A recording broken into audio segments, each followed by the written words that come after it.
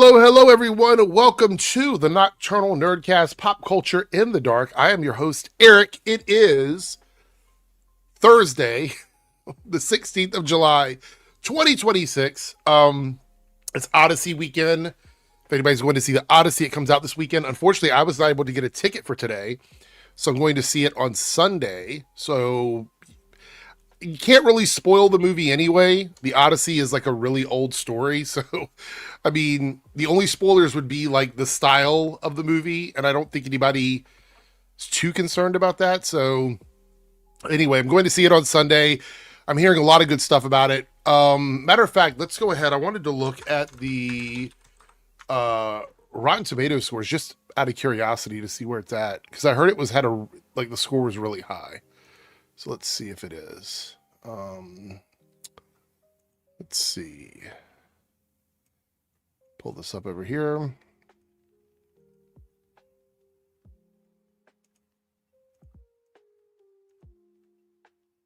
And where are we at? Where are we at on Rotten Tomatoes?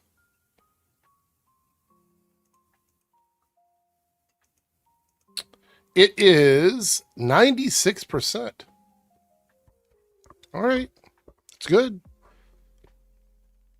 I know it was up to like 98 or 99. So, but 96 is good. It's a Nolan film. I suspect the audience score is probably going to be really good unless they review bomb it, which is possible. I guess that's possible. But, I'll turn my desk fan on. Sure, Cameron, go right ahead. Go right ahead and do that. I have some stuff lined up anyway. We're going to talk about Batman Part 2. People calling for James Gunn to be fired because of the delay on Batman Part 2. We got a whole bunch of stuff. Let me check my production cam over here. Yeah, we got 5 or 6 topics, but go ahead and send some stuff over if you'd like. If we end up getting more people in tonight for the stream, we will play a game at the end. We'll do one of our lists. Depends on who we have.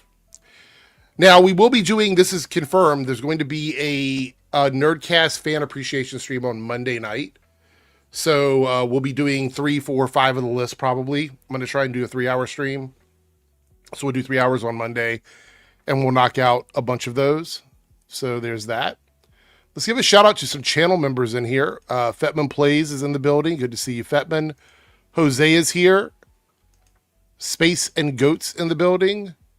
South Texas Shark is here. We got Spidey Fan, Insidious. Kawi is in here. Just your casual viewer. Cameron, Tim. Dalton is here. Chris. Calvin, Anthony, Keyblade, Master Jeffrey, Ira. Gaming with Gamers is here. Good to see everybody. Thank you guys for being here. So it's really interesting tonight. Apparently there was Trump address to the nation, which a lot of people were streaming. I was on YouTube and I'm like, I don't want to watch this, but a lot of channels were streaming it. I was like, I'll just wait till tomorrow. I know, like, maybe even tonight, whatever bullshit is said will be available tonight. So there's no point in watching it. But there wasn't a lot being talked about in the fandom space because like politics were everywhere tonight. So that was kind of frustrating. So I'm glad to be here with you guys to talk everything but politics. No politics in the stream.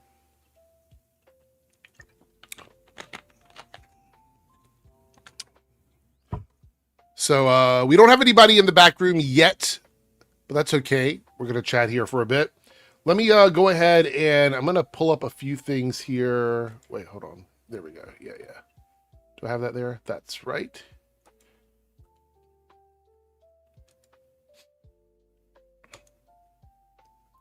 So this is interesting. Avatar: Aang, The Last Airbender to play in select movie theaters for awards qualifying run. So Paramount cares enough to run the movie for awards, but they didn't want to put it in theaters for the fans? What? It's so weird.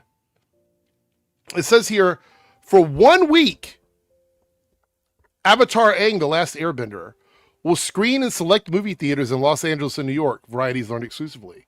While the film is primarily a streaming release, it will have its Paramount debut on July 25th. It has also been set for an awards qualifying theatrical run from the 24th to the 30th, with 3 showtimes per day at AMC Burbank Tower Center 6 in LA and AMC Empire 25 in Manhattan. That's weird. Tickets to see the film in theaters will go on sale July 16th. If you're in that area, you can buy them today, unless they're sold out already. As previously announced, there will be a screening of the film at San Diego Comic-Con on July 24th. The theatrical run will give fans the opportunity to see the franchise relaunch on the big screen as originally intended. Just put it out in theaters. Like, why even do this?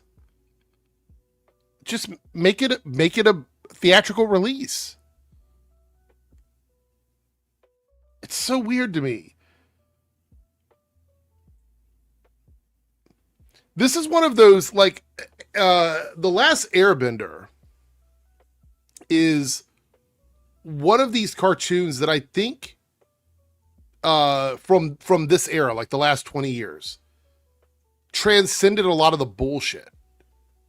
I mean, yes, there was obviously some controversies. Korra, I know, was controversial. I know the way they released Korra was controversial because of the online thing into the TV thing. I get it. But this is a really good story, and it just goes to show that the way they run things here in the United States compared to other places in the world, it's like they don't understand. They don't get it.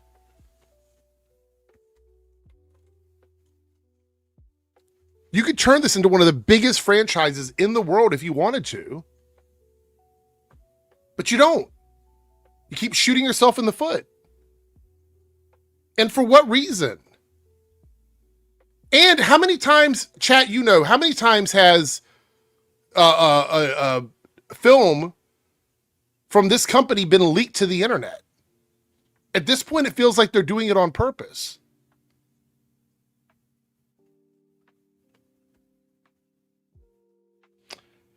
I am glad that some people in some places in LA will get to see the movie on the big screen, and New York, in Manhattan.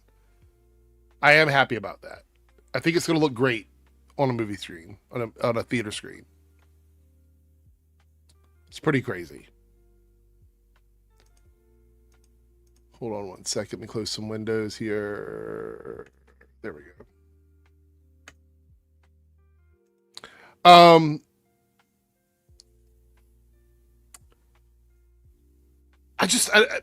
baffled. I'm kind of speechless, honestly. I'm just kind of speechless that they just decided to do this instead of putting it in theaters. Crazy. But I can't even wrap my head around it. Just Your Casual Viewer says, if they could make it a limited theatrical release, why not do a full-on release worldwide? I want to see it. Well, look, they're stuck between a rock and a hard place now because the movie leaked. So that's why it's getting rushed out anyway. So that's one of the big issues they have. And if they were to release it now up against a bunch of other animated movies, like as a regular release, that would be pretty much death of the movie anyway. But if they would have just, I don't know, had better security on their systems and released it when it was supposed to be released, it's crazy to me.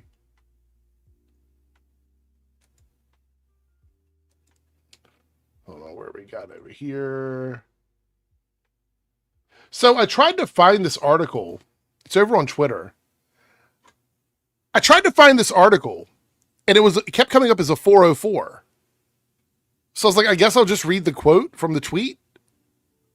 Because I can't, whatever the article is they're linking here, when I click it, I'll show you guys. So I go down here, I click this, right, to take me to the article, and this is what I get when I click it, is this. So I'm like, I got the quote. I got the quote from Variety over here, but no article.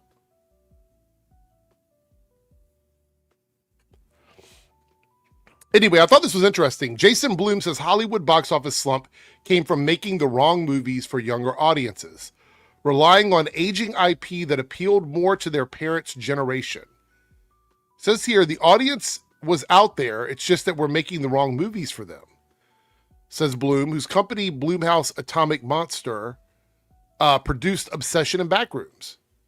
It's not just finding people who are popular on YouTube or TikTok or throwing a bunch of money at them. The directors of Backrooms and Obsession toiled over the scripts for years. You can't rush things. The movies have to be good, and that takes time and effort. And I thought about this. We got a very sort of contradictory, I guess, article. I think it is from Variety as well. Let me check and see here. I want to make sure. Is it Variety? Yeah, it is Variety.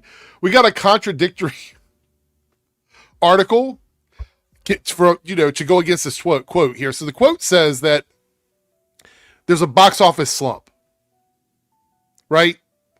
I want you to remember that because the very next thing we talk about is going to be very interesting. But I want to say here, we talked about this on Tuesday about the, 27-year rule when it comes to things being nostalgic. Like that sweet spot. We look at Star Wars. If you take Star Wars as a full brand, like everything to do with Star Wars, you take it as a full brand, we're going back to the 70s. We're going all the way back to the 70s. So you would say that that's been aged out a long time ago, if you're looking for that sweet spot, the Disney sweet spot. Because I do think that Disney sweet spot can apply to other things. I do think I do think we can do that. So we have that 27-year sweet spot. And if you look at Star Wars is out of that completely. He-Man is out of that completely. These are properties that have been aged out for a long time.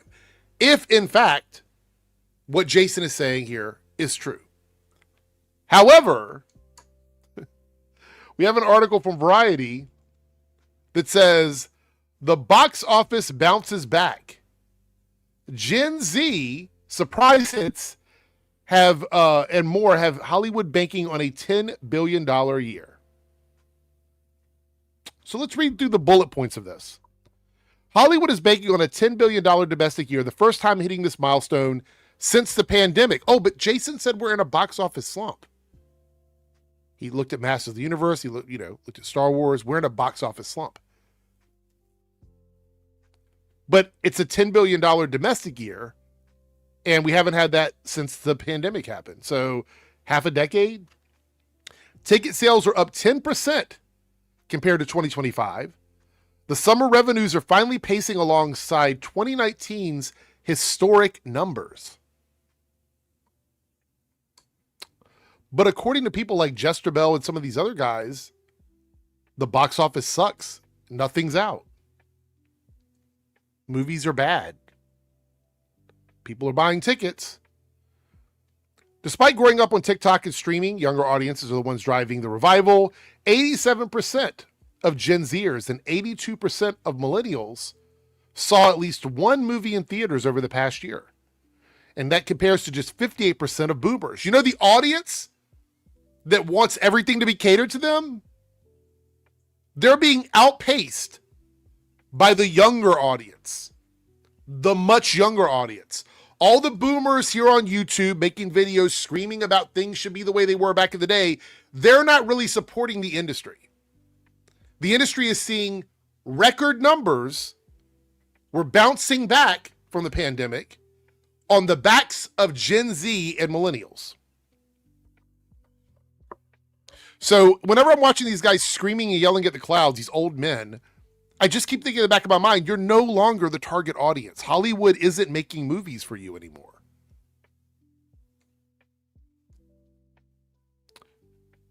What's doing well right now this year, you're going to know what some of these are. Backrooms, Obsession, Project Hail Mary, the Michael documentary, crossing $1 billion. I haven't checked on Michael in a while. crossing $1 billion. Now the three, and this is the funny thing, in that Jason Bloob tweet that we looked at right here, let me show you again the tweet that for some reason doesn't have an article attached to it. They show Star Wars and Masters of the Universe, and they talk about a slump. Oddly enough, let me find that article again. Why is everything out of order for me today? Oddly enough, those are the only movies besides the most recent Supergirl that are driving low numbers. They're the only ones so far in terms of like box office underachievers. Check this out. $100 million popcorn bucket economy. Do we love the popcorn buckets? I know we joke about them a lot. Themed collectible concession buckets like the Trojan horse for Nolan's The Odyssey or the handbags for Devil Wears Prada 2 have evolved from a quirky viral trend into massive business. AMC CEO notes that the movie-themed buckets are now $100 million plus annual business for the theater chains. So we're not getting rid of the popcorn buckets. It's going to keep being a thing. I'm going through the article without having to read the whole thing. It's a long article. So I'm just going to read you guys the bullet points here. The industry drama, the 45-day theatrical window. Studios have mostly abandoned the pandemic-era straight-to-streaming experiment and have unified around a 45-day exclusive theatrical window to build cultural urgency, except for a handful of movies like Supergirl, which only did like 32 days, 33 days. But oddly enough, it was almost the same length that Superman stayed in theaters. So... theaters are terrified of the upcoming Warner Brothers sale to Paramount Skydance. Historically, major studio mergers lead to cost-cutting and fewer theatrical releases, which could stall this hard-fought momentum. That's the other thing about this whole deal with like Paramount and Warner Brothers. We're seeing the theaters on a comeback. Like they're basically coming back to where they were before. But if this deal happens, it could reset that and send us back 3 or 4 years where theaters have to try and recover again. And they keep having to deal with this because all of these companies are so money hungry. I just, it's so annoying and so frustrating. Anyway, good year for theaters. The best year we've had since 2019. Pretty crazy. Solom here with a $10 super chat. Glad you enjoyed that ridiculous roundtable on Film Threat. What an awful group of people. Yeah, I think it's really interesting. I've said this before on both channels, I think. I know I've said it before. I don't know if I've said it on both channels.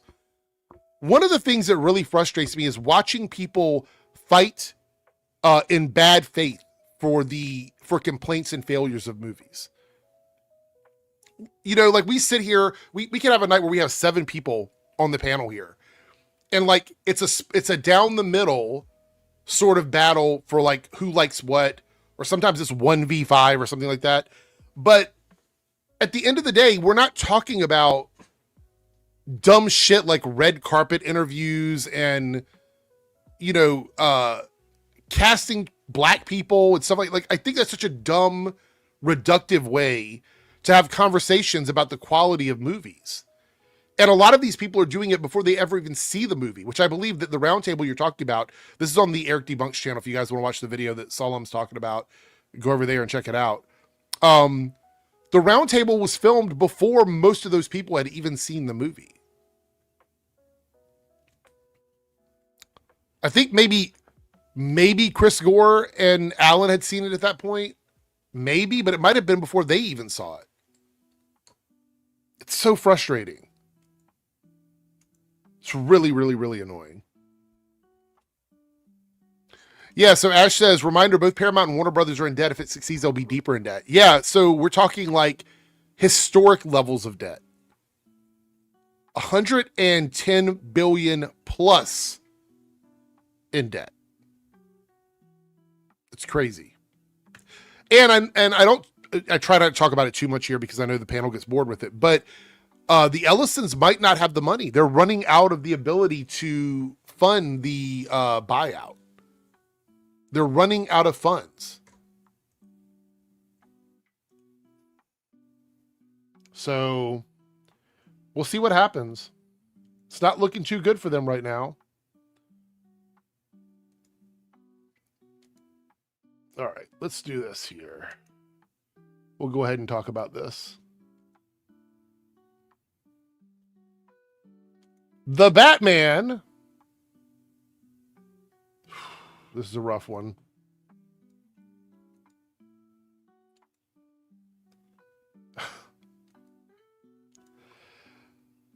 The Batman 2 delayed again till February 2028. Matt Reeves drops first camera test footage of Robert Pattinson's return. Maybe we'll take a look at it. I think it's like a 30-second clip. I think it's like 30 seconds. I haven't looked at it yet. Warner Brothers and director Matt Reeves have officially delayed The Batman Part 2. Once again, the film is now scheduled to hit theaters on February 18th, 2028. Nearly 6 years after the first film debuted in March 2022.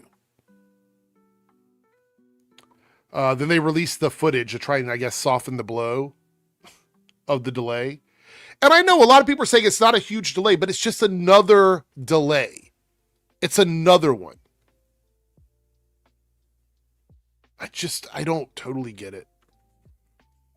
All right, let's talk about the reasons they said the delay was happening, because I think this is quite interesting. According to this article, the delay is a combination of two official factors. Additional post-production time. Because physical filming was pushed back, the new date gives Matt Reeves extra time in post-production to refine the visual effects and perfect the final cut. Okay. Chat, what do we think? Is that acceptable? Should we let them cook more? I know we're always saying with video games, take as much time as you need. You got GTA 6 that's taking all the time it can take. We say take as much time as you need. And do we feel that way about this movie? We've already surpassed my breaking point. Like at this point, I just don't care when it comes out. My only issue is having to wait for the DCU Batman. That's my issue. We can't get a Batman in the DCU because they don't want to have competing Batmans out around the same time.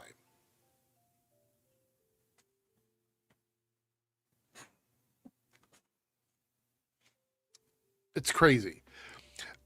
I hear what you're saying, Jose, and that's why I mentioned it earlier. I know it's not a big delay, but it's another delay. The movie was supposed to have came out, I believe, in 2025, right? Am I wrong? Let me double check that.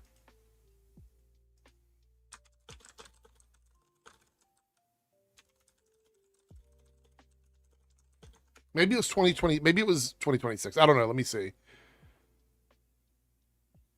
No, it was supposed to be October of 2025. Then it got delayed until October of 2026.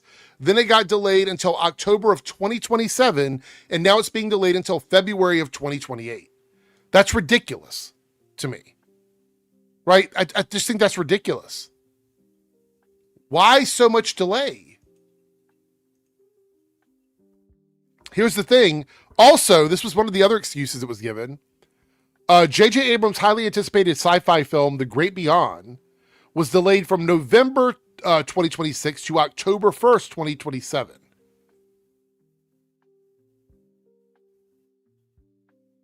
This is an IMAX movie. And because of this, I guess they decided they didn't want to put it up against the Batman. What's really interesting to me is I'm surprised that they were willing to push the Batman back.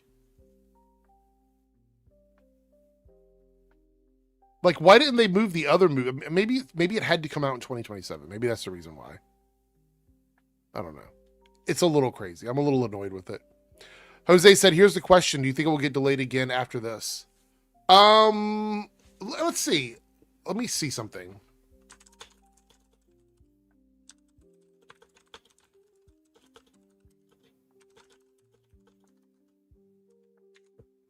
Let me check. I want to see if there's any other movies coming out in February or March of 2028. I'm very curious if we have any films that it could go up against.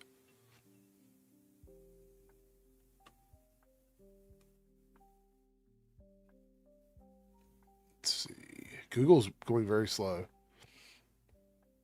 Okay, so I guess the big competing film would be the Elden Ring movie, which is an A24 adaptation at the beginning of March. But that's a couple of weeks after the Batman. We do have the Fast and Furious sequel on March 17th. There's some type of untitled Pixar movie that's scheduled for March 10th. So it looks like its biggest challengers would be Elden Ring and the Fast and Furious movies.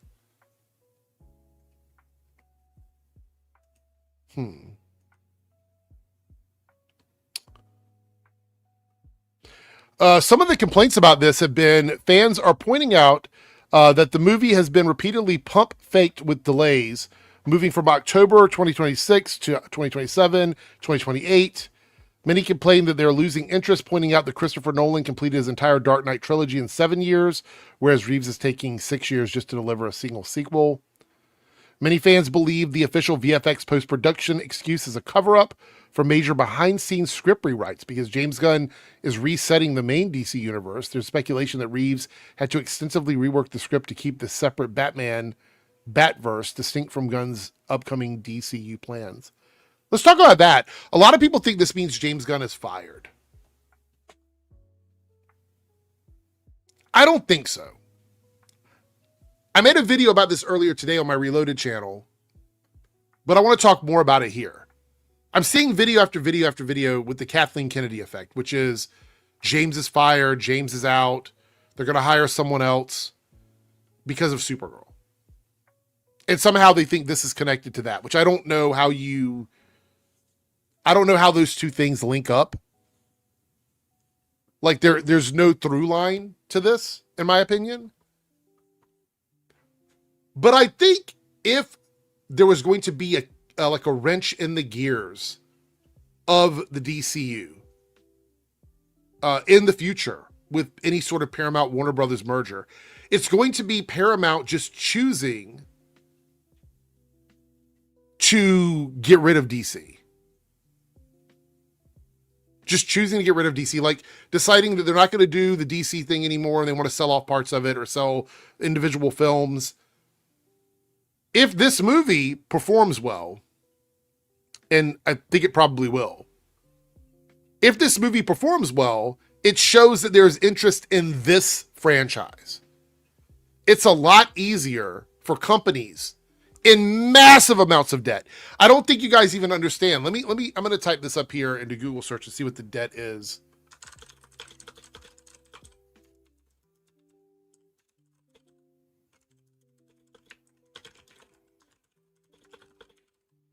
I want to see what the shared debt is between Warner Brothers and Paramount.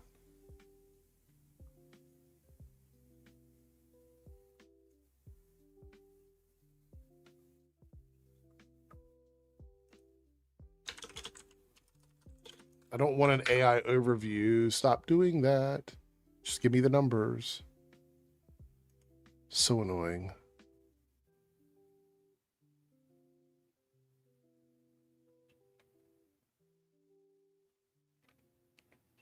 Well, what you're saying here is, where is it at here? Dalton says, how is this a reason he gets fired? I don't even know if they're saying it's a reason. I think they're saying that this is it's like proof that he's getting fired. I've watched like 3 videos on it and nobody's been able to really create an argument that makes any sense to me. So I don't know how we get there.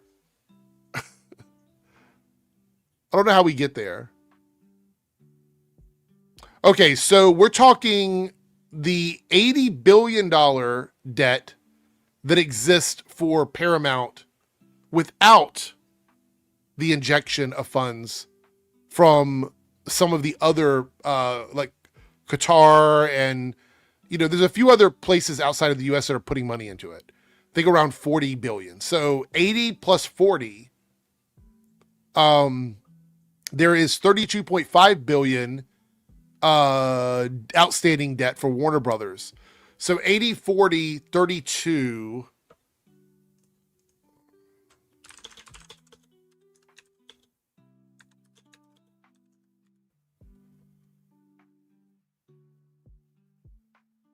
$152 billion in debt. That's the combined debt they would have when this buyout happens. $152 billion.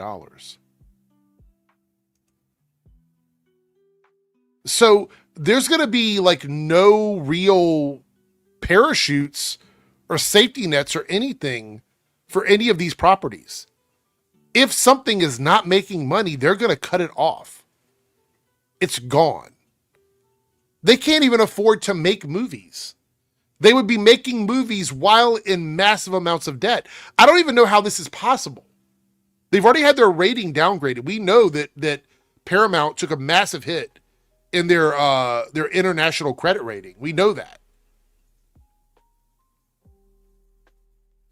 And Joe's not here, but he said I think they have to pay like $4 million or $4 billion? It's some crazy number every month starting in October until the merger is done. And we know for a fact that this merger is probably not going to happen until next year.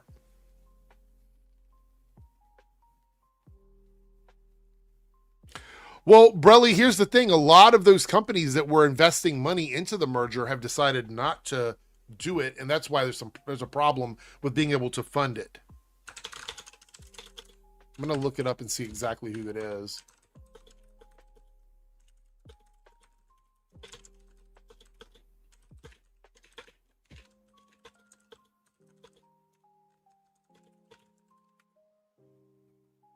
Jose, we're going to watch that tonight.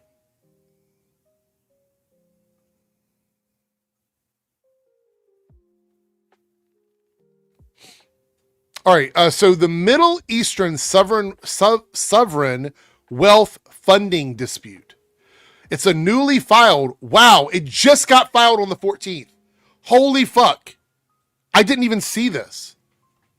Okay, so a newly filed shareholder lawsuit has brought some of the funding sources into question. This is all of that. This isn't part of that 40 billion from overseas. On July 14th, 2026, a Paramount shareholder filed a lawsuit in Delaware Chancery Court. The lawsuit alleges that Paramount's funding includes $24 billion backed by sovereign wealth funds from Saudi Arabia, Qatar, and the United Arab Emirates. That's part of that 40. So 24 of that 40 there's some sort of a lawsuit being filed for that. The lawsuit argues that this massive amount of foreign capital should have triggered a review by the Committee on Foreign Investment in the United States. Paramount has countered that because these foreign backers are not receiving a board seat or voting shares, the CFIUS review is legally unnecessary. However, the litigation argues the structure exposes shareholders to long-term regulatory risk. Interesting. I know I said we weren't going to get political, but this next thing is political. The same shareholding lawsuit leveled a highly controversial accusation against David and Larry Ellison. The allegations claim the Ellisons offered improper benefits to Donald Trump to secure the federal regulatory clearance for the $111 billion merger. It alleges the deal involved promising to settle Trump's legal claims against CNN to direct money to him and suggests that CNN anchors he disliked could be ousted post-merger. Now, Paramount has rejected the claims, but it's still going to go to court. Interesting.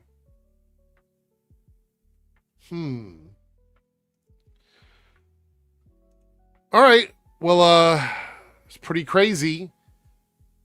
Do I think that this means that James Gunn is fired? No. I do not.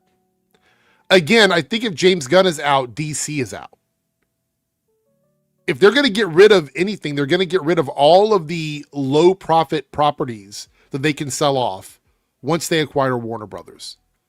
Mark my words, guys. Again, without getting too political here, and I know I've argued with other people on the panel about this before. Paramount wants two things from this merger. They want the physical filming locations that the studios offer. So all of their studios around the world, they want access to them because they can rent them out. They can make money off of them. When they're not using them, they can let other places use them. They could rent them out to Disney. They could rent them out to Sony. They could rent them out to other places. It's really good money. It's just tons of studio space that they could use and let other people have access to, right? They could sell them if they wanted once they get access to them. They don't care about the IPs. They care about access to news. They care about access to talk shows, things like that. That's what they want. That's why they're spending so much money. But as we talked about on Tuesday, David Zaslav is selling his shares. He's almost sold every share he has for Warner Brothers right now. So if he's doing that, it does seem like there's something else bubbling in the background. There's something else going on. And from my perspective, it doesn't look good. But I don't think this is a sign that James Gunn is getting fired from DC and Warner Brothers. Like that doesn't make any sense to me. I do think it does bring into question like where they're getting, like, are they running out of money? Are they having to drag things on to try and cut cost on some of these projects down the road? Is that what they're doing? I don't know.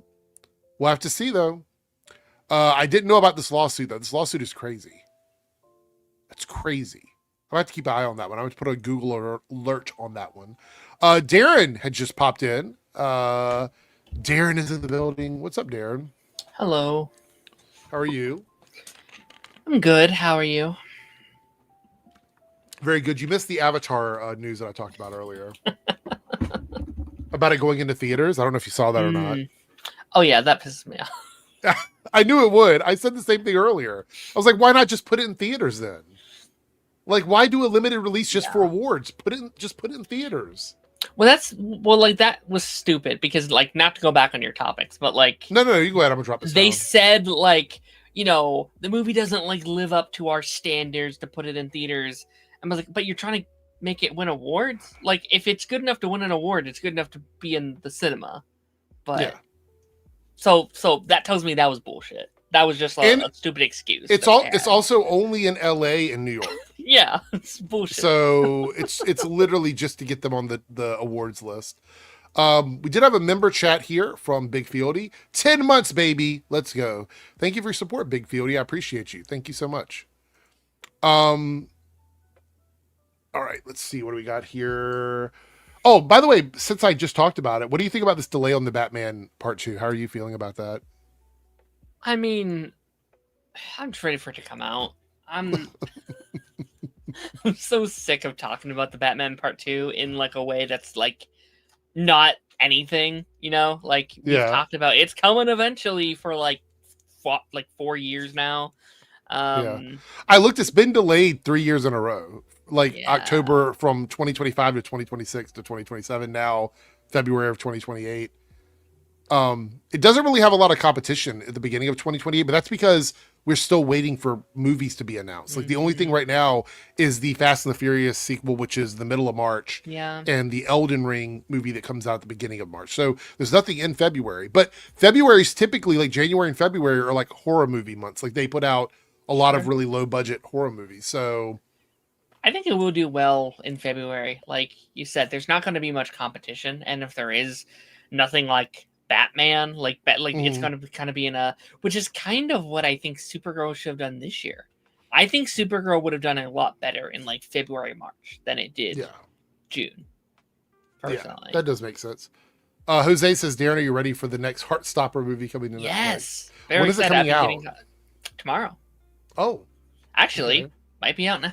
I don't know. I don't know. I mean, it's 12 after 12. I think it might be 3 a.m. though, our time. Yeah.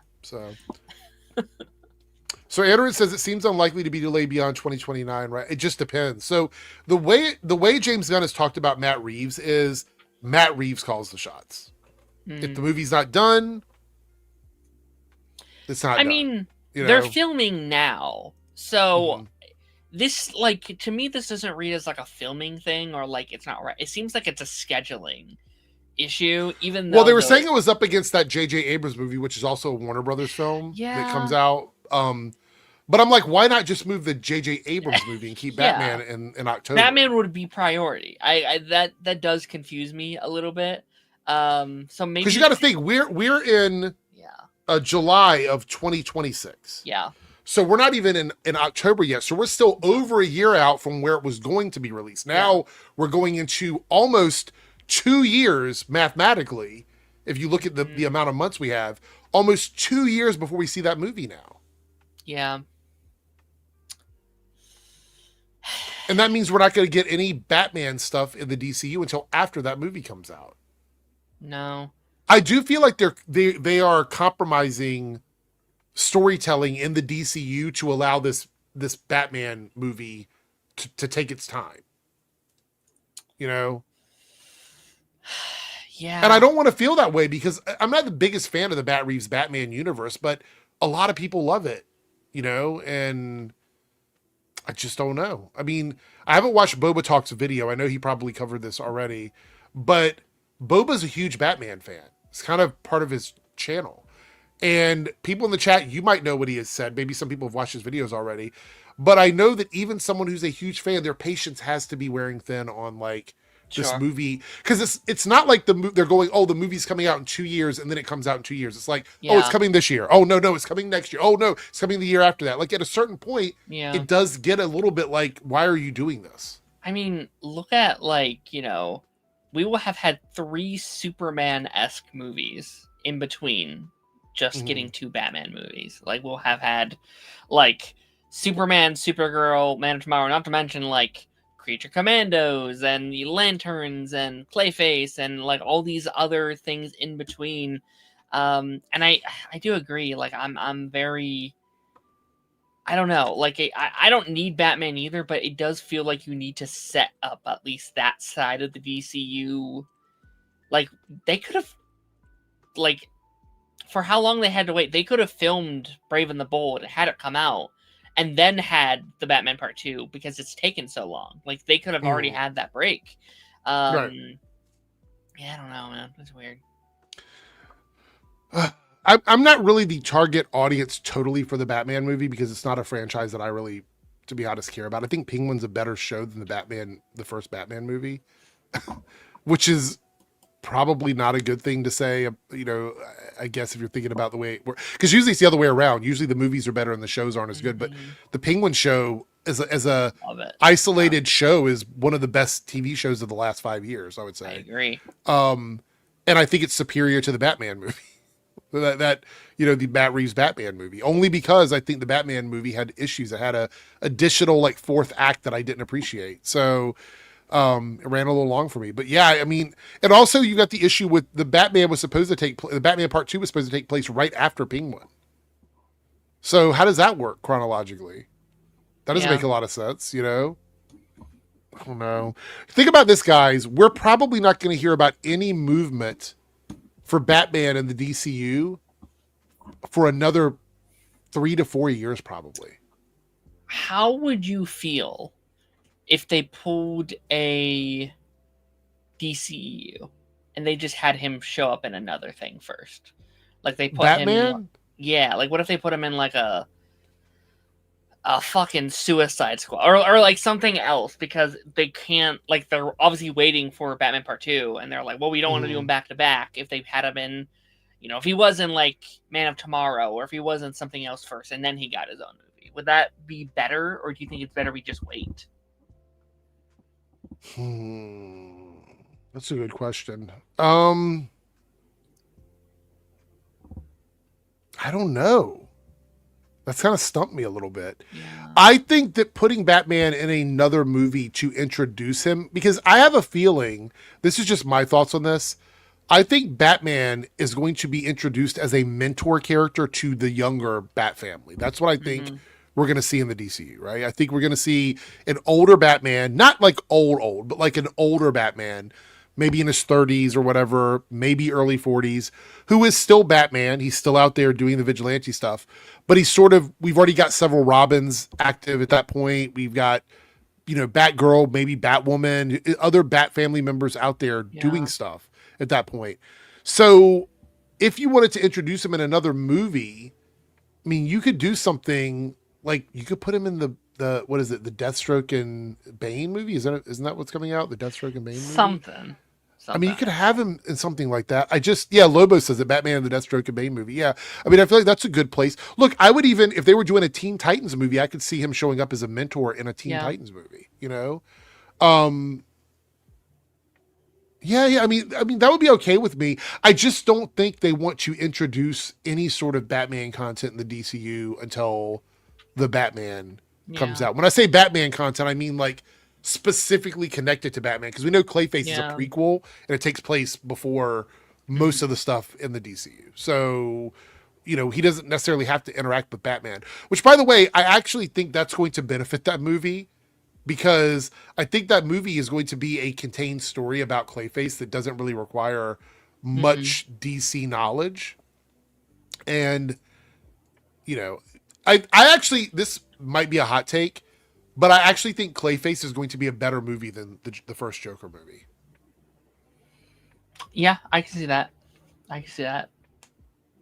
Because the first Joker movie is so far away from what the Joker is that it really is a movie that it's just Joker in name. Like it Yeah. doesn't have much of those classic Joker elements in it other than like here's a guy that dresses up like the Joker, but he's, you know, his life is very different. I think the Clayface movie, even though it's disconnected from a lot of the other films, we're going to get like a body horror movie. Like this is going to have supernatural elements in it, you know, and Yeah. things like that. So I think it might actually be I think it might actually be good. The Joker movie isn't. No, I know it's not. I'm saying like in terms of like a separate standalone type of film that doesn't connect to anything. Because I don't think we're going to get much in Clayface unless I'm misunderstanding it. I think Clayface is going to be a very narrow story about Yeah. Clayface, right? Like I Yeah. think that's what that's going to be. So Chris says the first Joker is garbage, so that's not. Yeah. All right. So Ashton here with a $5 super chat says, since you've been doing a lot of film threat content lately, I wanted to ask you, do colleges really actually use Chris Gore's books for film courses? I think I might be wrong about this, but I think the book is called the Ultimate, what is it? Ultimate Film Festival Survival Guide. Um, it's about indie films though. I do believe it's used, but it's a very specific book. Like it's not, you don't get it in every course that you're in. Like it's specifically geared towards, I've heard people call it the Bible of the film festival circuit, but it's more of like, how do I put this? It's like a utility book, right? It's not like this book that has fantastical elements or anything like that. It's like, here's what you need to know when you're going to like a film festival kind of thing. So that is true, but all he's providing is like knowledge of what he's done at film festivals and he put it in a book. It's a good idea. Like I'm not trying to discredit or anything like that, but it's not like it's a work of fiction that has any sort of creativity to it. So it's like if I wrote a book called like how to make a YouTube channel, you know, and I just packed it full of stuff that I knew about YouTube, then it's fine, it's useful, but it's not I'm not a great writer because I did that. You know, it's like that's kind of where it's at. But yeah, it is true. Thank you for the super chat though. Chris Gord looks like a failed director. A lot of people that attack movies on that side of YouTube are people that have not made it in the industry. So they usually have like a little reason why they're doing it. Short Car says DCU Batman's director is in seeming development hell on his It show also. Yeah. Pretty much anything tied to Warner Brothers right now it's not a fun place to be. Yeah. It sucks for sure.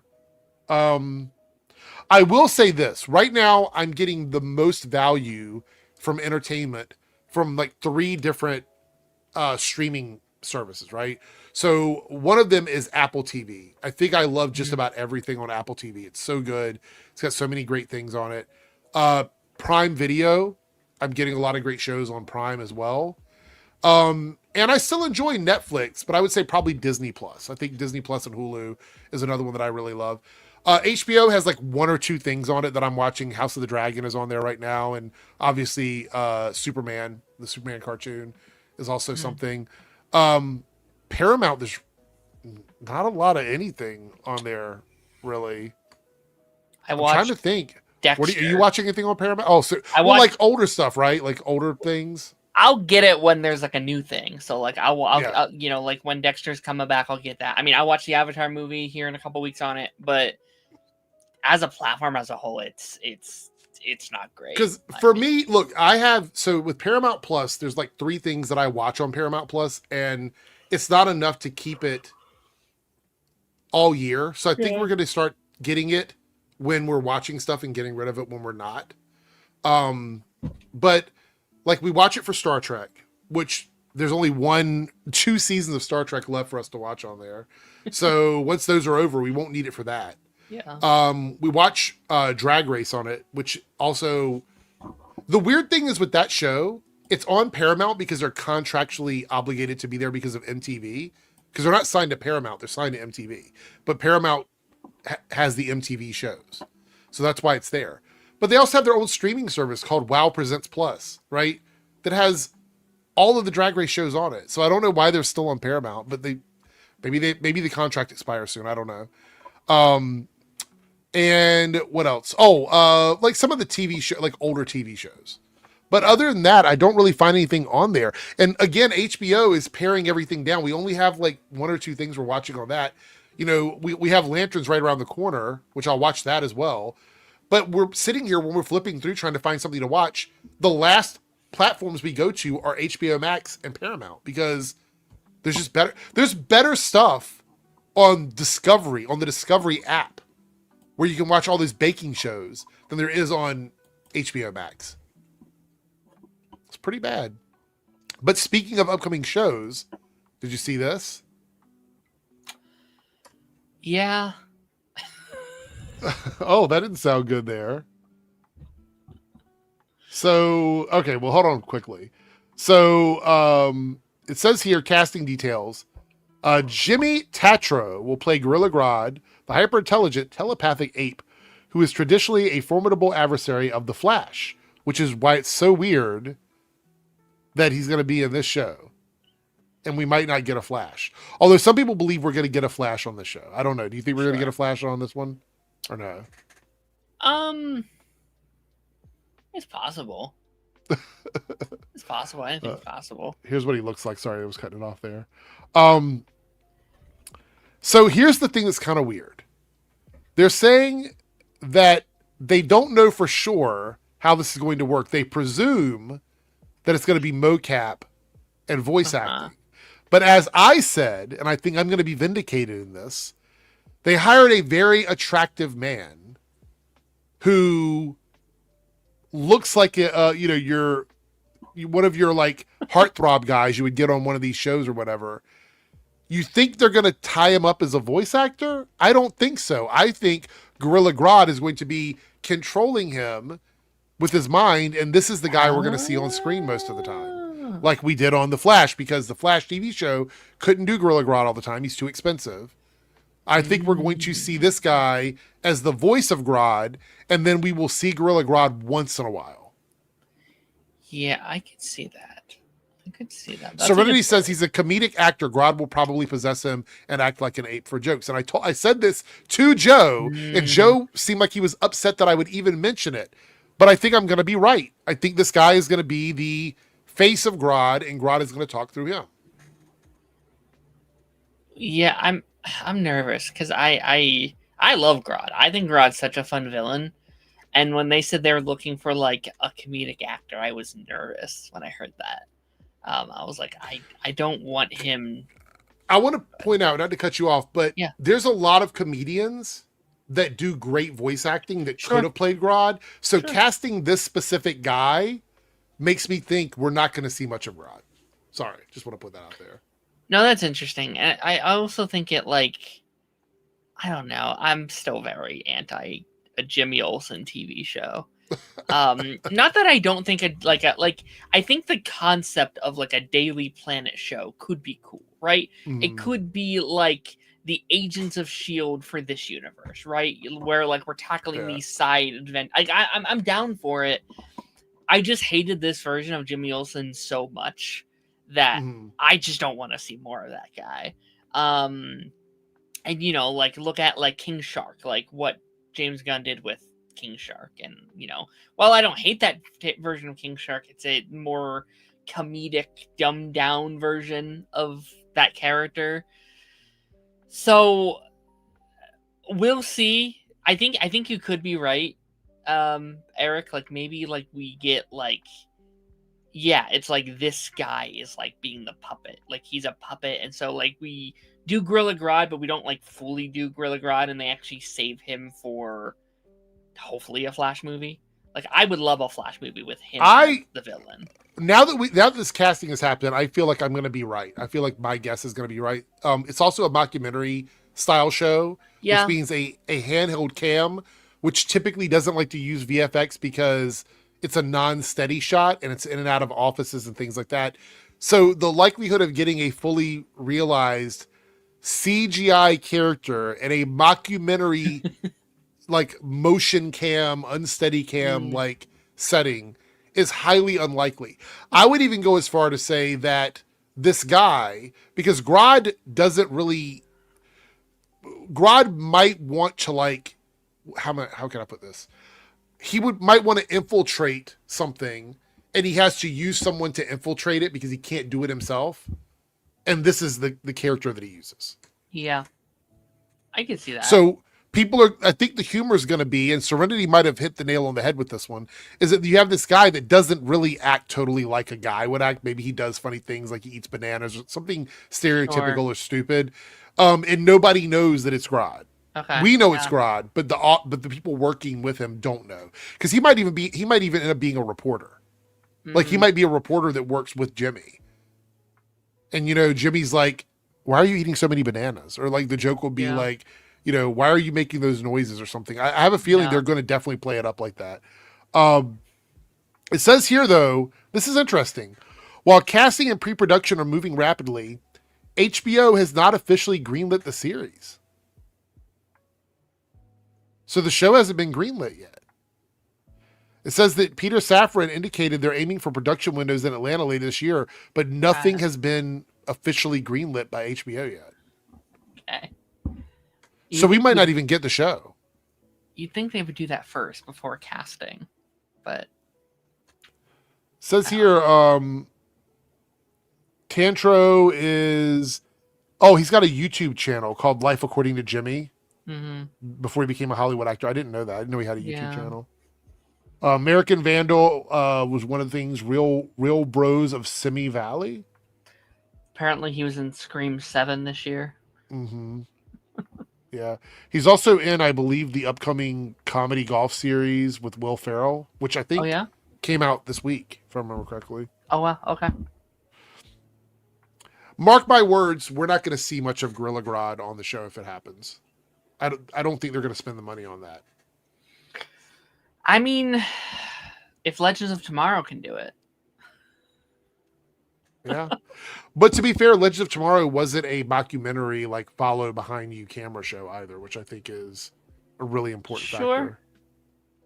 So I don't know. All right, we're at the hour mark. Let's take a look and see where we're at. We have 0 out of 5 super chats on Reloaded.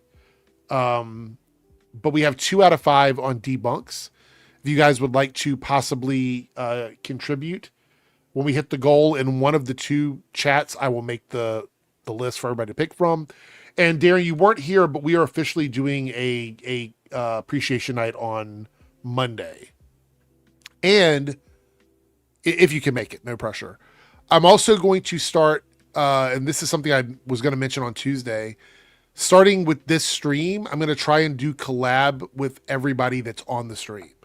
So if you're on the stream, I will send you a collaboration link so that your channel shows up under the name of the stream or whatever. So people will be able to subscribe to everybody that accepts the collab. I know you can do it with pre-recorded videos, but I'm assuming with a live stream, you have to wait till live stream is over before you Yeah. can do that. Okay. Yeah. All right. That's fine. Mayo Jufro was talking about the Obama thing with Grodd on Legends of Tomorrow. That is Yeah. forever going to be memed. Forever. Yeah. I since this has been going around, I've been saying, like, if I had a nickel every time Grodd showed up in a comedy-based DC show, I would have 2 nickels. Let's stay in the DCU. We're going to talk about this article about mentions Mr. Miracle and the Green Lantern stuff. There's not too much in here about Green Lantern. Oddly enough, it's really about Tom King's, I guess, government past. So it says here, where is it at? Find the article. So he's in the CIA. And he says that helped influence the show, the Lantern show. And it says the true detective style pitch was 100% Tom King's idea. So it's a lot on his shoulders in terms of what the show is going to be. When James Gunn and Peter Safran first gathered their new DC brain trust at Safran's house to plot out the DCU, Tom King was the one who directly pitched Lanterns in a grounded, earthbound murder mystery. Damon Lindelof notes that King's unique real-world experience adds a layer of intensity and sophistication to the writing and sets it apart from standard superhero fare. Okay, maybe this is me just being offended to be offended. I really hate when they make it sound like being standard superhero stuff is bad. I just feel like with what's going on with Supergirl, having an article come out where the quote is, "This makes it stand apart from standard superhero fare," feels like damage control for the project that just came out. And maybe it isn't, but it feels like it. It feels like they're doing some sort of damage control for Supergirl with that one. Is that fair, or does it not bother you? I don't know. It just always annoys me when they say that those kinds of things, because I just feel like it's shitting on the people that like the superhero stuff, the people that we're going to tune in anyway, because we're going to watch it anyway. You don't have to sell us on it, you know? Yeah. Yeah, I get that. Yeah, I don't know. I feel like we're in this era where, like, you're right, those stuff isn't selling as well as it should. Like things like Supergirl, things like Shazam 2, things like Ant-Man 3, the very, like, traditional looking superhero movie or show. But things like a Penguin or like a WandaVision is doing well because it's like a new kind of superhero thing. So I get it, but I also get where you're coming from. Yeah. Also with let's see, where is it at here? Talk about Mr. Miracle. So he discussed Mr. Miracle as his next major television project following Lanterns. A prestige tone dealing with trauma, much like the critically acclaimed Eisner Award-winning comic.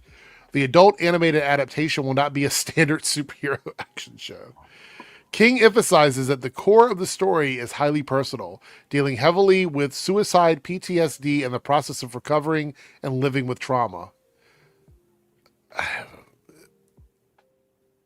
I just hope it translates well, because Woman of Tomorrow did not. And, you know, I get a little nervous now because I'm like, the good news is he's directly connected with the making of this cartoon. Whereas with Woman of Tomorrow, it was an adaptation of that story through another screenwriter. It says that he's incredibly hands-on with it.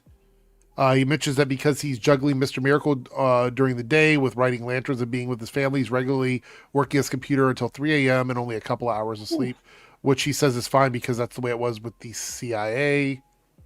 Okay. I don't know.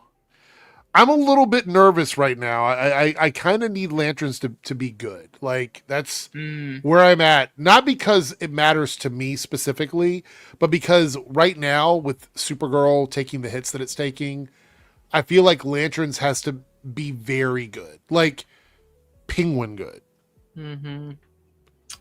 Or it's going to get picked apart. That's my issue. I mean, And I don't want it to be that way, you know? I've said it on here before. I do think it'll be good. I think critically it's going to be very well received. The question is, will Green Lanterns fans like it? I think that's going to be the thing, because it's definitely a different take on lanterns. And I think, if you're looking for a very traditional Green Lantern space opera, we'll see. We'll see. I hope there's those elements in there. I think that second trailer got me a lot more excited. Like, it was more of what I wanted from the show. But did you just put all the cool looking shots in the trailer to make it look like that, or is that actually the whole show? We'll see. Yeah, well, some people were saying that was just the first episode. Like, all of that's in the first episode. So that would be interesting. It would be. True. I would believe probably the first half of the season. Like, if you told me all the shots from the first half of the season, I'd be like, okay, that makes sense. First the first 3 episode, or so. Yeah, like, it just feels like that's a lot to pack in there. We did get a super chat here from Cameron. She loves super chat. Eric, I sent you a lot of topics in Discord. Okay, we'll get to everything. Today was a weird day. There's a lot of little stories, so I kind of bookmarked a few things. If we get a couple more people in here, I will switch over and we'll do one of our lists. But if not, we'll just finish up with like trailers and stuff like that. Where is it at here? Hold on. Okay. So this was really interesting. Marvel Comics to leave New York and move staffers to LA. Did you see this? I saw something about this. So after 90 years in New York City, Marvel Comics is relocating its publishing division to Burbank, California to be alongside Marvel Studios and its parent company. Look, that makes sense. It's all one company. They want it all to be together. Okay. It says here, the goal is to finish moving the 100 plus New York based employees by July 2026. So they want to bring them. They're not firing people. They're trying to get as many people moved out there as possible. It's a little weird to me because in the 90s, I don't know if I've talked about this with you. I think maybe when I talked to you on one of your pipelines, I vaguely remember having a conversation about this. Mm-hmm. In the 90s, I wanted to be a comic book artist. I moved to New York for a year and I interned for Marvel in the 90s. And I hated it. Like, I hated living in New York. It was too expensive. It was a tough job. I never got a chance to submit any of my artwork. So I didn't like it. But if I would have been an artist and I was making enough money to live and have a nice place in New York, I probably would have had more fun with it. But there was something to me that's so intrinsically Marvel with New York City. Like, in my mind, that's how I see it. You know what I mean? Like, DC, not so much. I've never really maybe it's because DC's world takes place in like Metropolis and Gotham and things like that.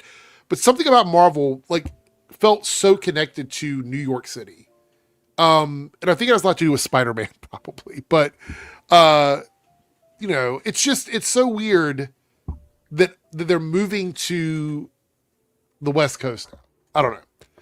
They got a new editor-in-chief, respected veteran editor Stephen Wacker. Sorry, that's so juvenile to laugh at that. Is returning to Marvel to take over as editor-in-chief. CB Sobolski, outgoing editor-in-chief, who held the role since 2017, is relocating to Japan. That makes sense. He's always been into Japanese stuff. To lead Marvel's expansion into manga and APAC original graphic fiction as editor. So Marvel's going to be, I guess, expanding in Japan and trying to increase their comic books through Japan, which is quite interesting. The goal, as orchestrated by Kevin Feige and Brad Winterbaum, is the move aims to foster closer collaborations between the comics, film, and TV teams while revitalizing the publishing division after a recent market share slump. And this is weird because DC's having a great couple of years with the Absolute Universe and a lot of their Elseworld stories.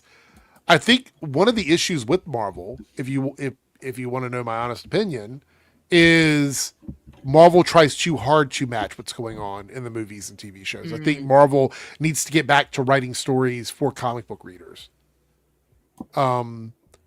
Because we love comics, but we also love the TV shows and the movies and the cartoons.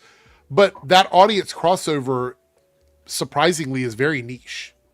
Like, there's a lot of comic fans that don't care about the live action stuff or the cartoons or whatever. They just love the comics. There's a lot of people that watch it on the big screen, that watch it at home, that don't care too much about, reading the books. I think what Marvel needs to do is understand that if they want this to work, they need to make comic books for people that read comic books. I think that's really the big deal. So, did you send something over? I did, yeah. All right. Breaking news, I guess. Oh no. I'm nervous now as this loads. It says deadline. Oh my God. All right, let's see what this is.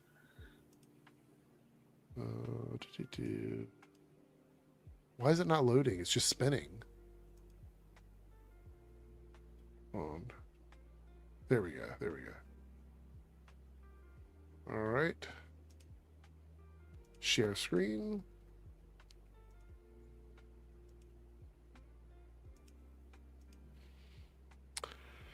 All right, so Prime Video's God of War will have a new actor playing Kratos in the lead role in the high-profile fantasy drama series after Ryan Hurst was seriously injured on the set of the PlayStation video game adaptation. Seriously injured to the point where they had to recast? Yeah, it came out a couple hours ago, apparently, that they were going to have to pause production until 2027. And I guess that wasn't good for them. What did they say? He, broke his spleen or something? It was... What? It was something, big. Let me see if I can find...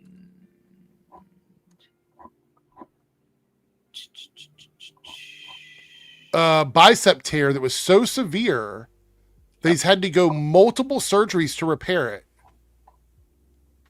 This has to do with the 40 pounds of muscle he had to put on to play the character. It says the recovery time is expected to take over 6 months. Yeah.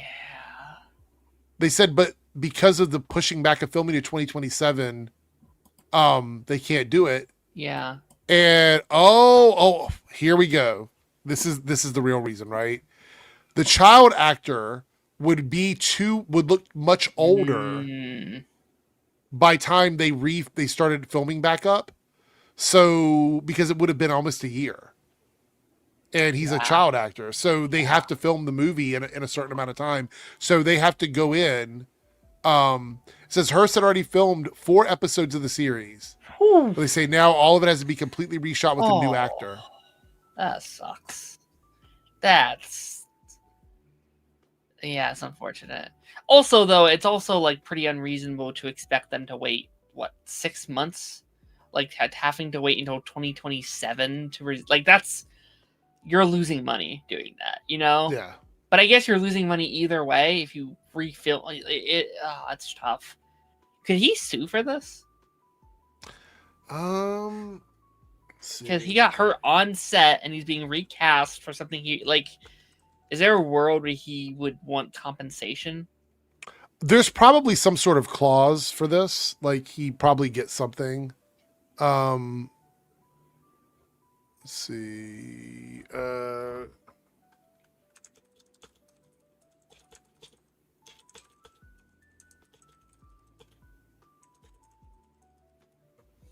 Let's see here. Just trying to see what happens with this. It says for the insurance. So insurance covers safety net for this. There's multi-layered insurance packages for the filming of this show. Okay. Cast insurance protects the production from extreme financial loss and essential cast member getting sick, injured, or dying. It says because his recovery is estimated at 6 months, the policy will cover all of that. And it will actually cover the reshooting of the 4 episodes. So insurance actually pays for the reshooting of the episodes. So that's a lot of money. Yeah. Well, I mean, the thing is, you pay all this money to insurance over the years that you do this because when stuff like this happens, you have to be able to pay for it. Yeah. I mean, that sucks as an actor. This is God of War. It could have been a big role. Yeah. Massive role for him. It could have been a career. I mean, he's obviously a big actor already, or big person already.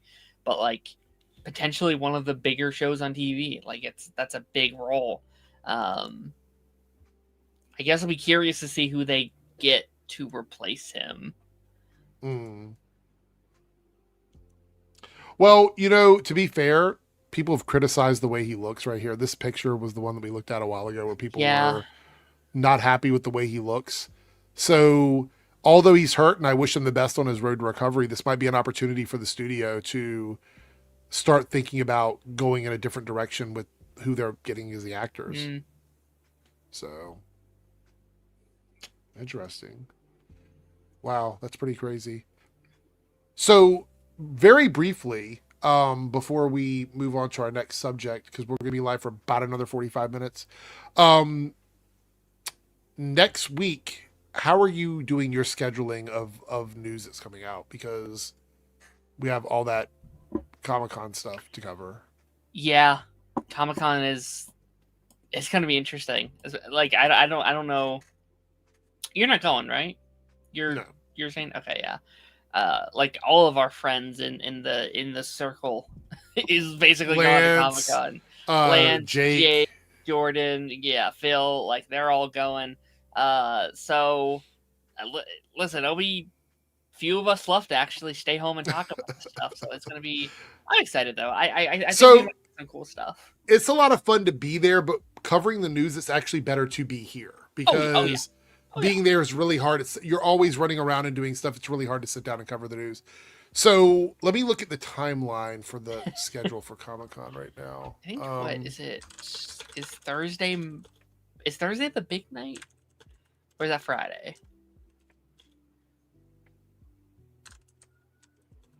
Let me look.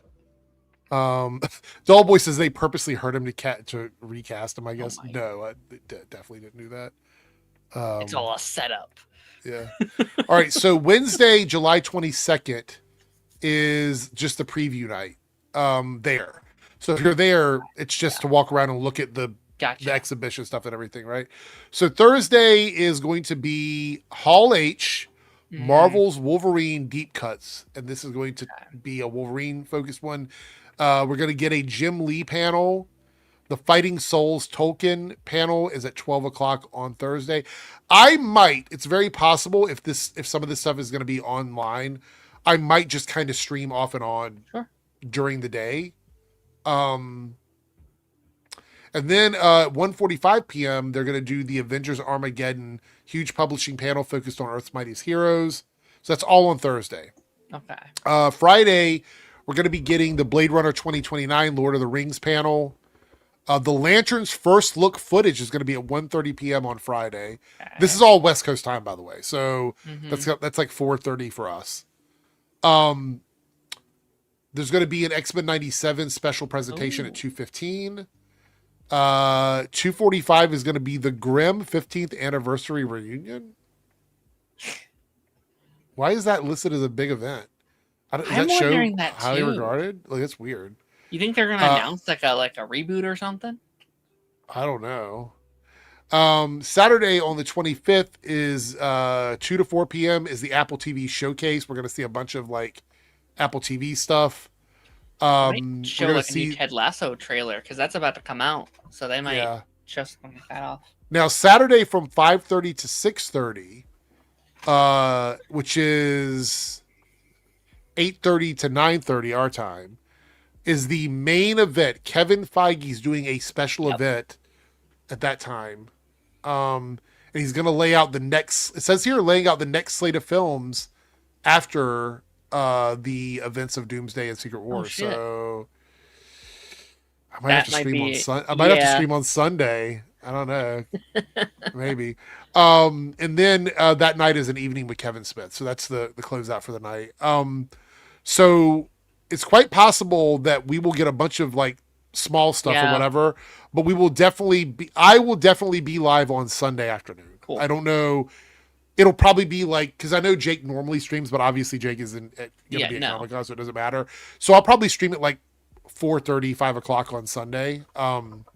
If you want to stop in, and we'll go over like everything from the whole week, most likely. Because if I'm going to stream on Thursday night, I might get a little bit on Thursday night, but then we have all the stuff on Friday and Saturday to talk about. So that's what we'll do. It sounds like somebody just popped in the back. And they did. It is Joe. Hi. Joe, did you just wake up, Joe? No, I just got back from the drive-in. Oh, what did you guys see? The Goonies. Oh, okay. Was it like a special presentation or something like that? Or It's just their Thursday thread up. For Thursday thread up, they usually they just do a single movie, not a double feature. Okay. And tonight it was the Goonies. I took my daughter because she loves Cyndi Lauper. Oh, and I realized she really does not give a damn. Are they good enough? They're good enough for her. No, she it's funny because like I realized she's seen the movie before, but she was so checking out of it, and I realized she really doesn't give a damn about this movie. She just likes the theme song. Oh, okay. Well, there we go. Let's see. We got a couple super chats here. Oh, wait. We just spoke about him, and he has arrived. Jake is here. I have that effect on people. We were talking about Comic-Con. We mentioned you and Lance and everybody. Oh, no. So, I just got out of a meeting about that. So. Oh, really? Okay. Yeah, saw you cats were still going, so I figured I'd jump in. That just wrapped, Jake? Yeah. Jesus. Yeah, it started almost like 2 hours ago. Wow. So yeah, sleep was overrated. All right, hold on 1 second. Let's check this out. There we go. All right, so we are 3 out of 5 super chats in Reloaded, and we are 2 out of 5. I just got here. Is it Hot Rod? So 2 more super chats and Reloaded, and I will open up the poll. So we just need 2 more. But let's go ahead and read the ones we have. So Steigervor with the 499 super chat says, this might put a smile on your face if you haven't heard, but word on the street is that Ellisons are being sued by the shareholders. Yeah, we talked about that a little bit. It's over the funding from the Middle East. Because they're supposed to go through a process of like vetting the money to make sure that everything is above board. And the Ellisons are claiming that they don't have to do that because the people that are donating the money are not going to be on the board of directors. So it's like money coming in with nobody. Supposedly they're not getting anything out of it, which seems super sus. Like, why would you pledge like up to $40 billion and not have any control over what the studio does? That seems a little weird. So they're getting sued there.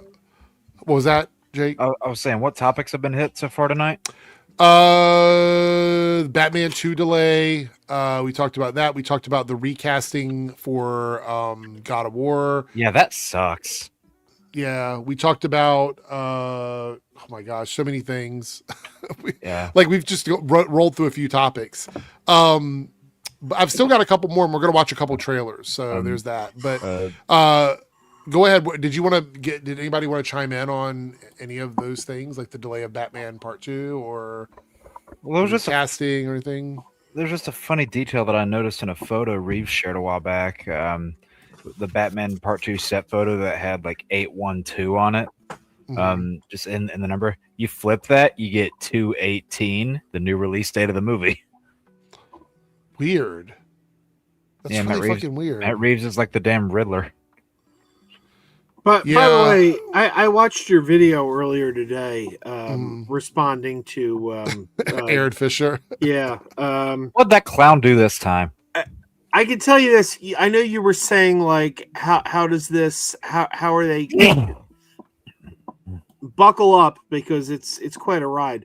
But you were saying in the video like, how do they take a Batman delay to mean James Gunn's losing his job? Yeah. Well. I went down a rabbit hole. I went down a rabbit hole the other day of reading articles by Matt McGloin or however his name over at Cosmic Book News. Cosmic Book News. I could tell you how they're connecting those dots. Okay. They're claiming that James Gunn is going to introduce his Batman in Man of Tomorrow. And therefore, that means he's done. Because he's just throwing everything into Man of Tomorrow because he knows it's his finale and he's finished. So therefore, he has to throw everything into that one movie. What is their proof of this? They don't have it. Their proof is trust me, bro. Right. But as a result of now, again, this is all nonsense. We know it's all nonsense, but this is their logic.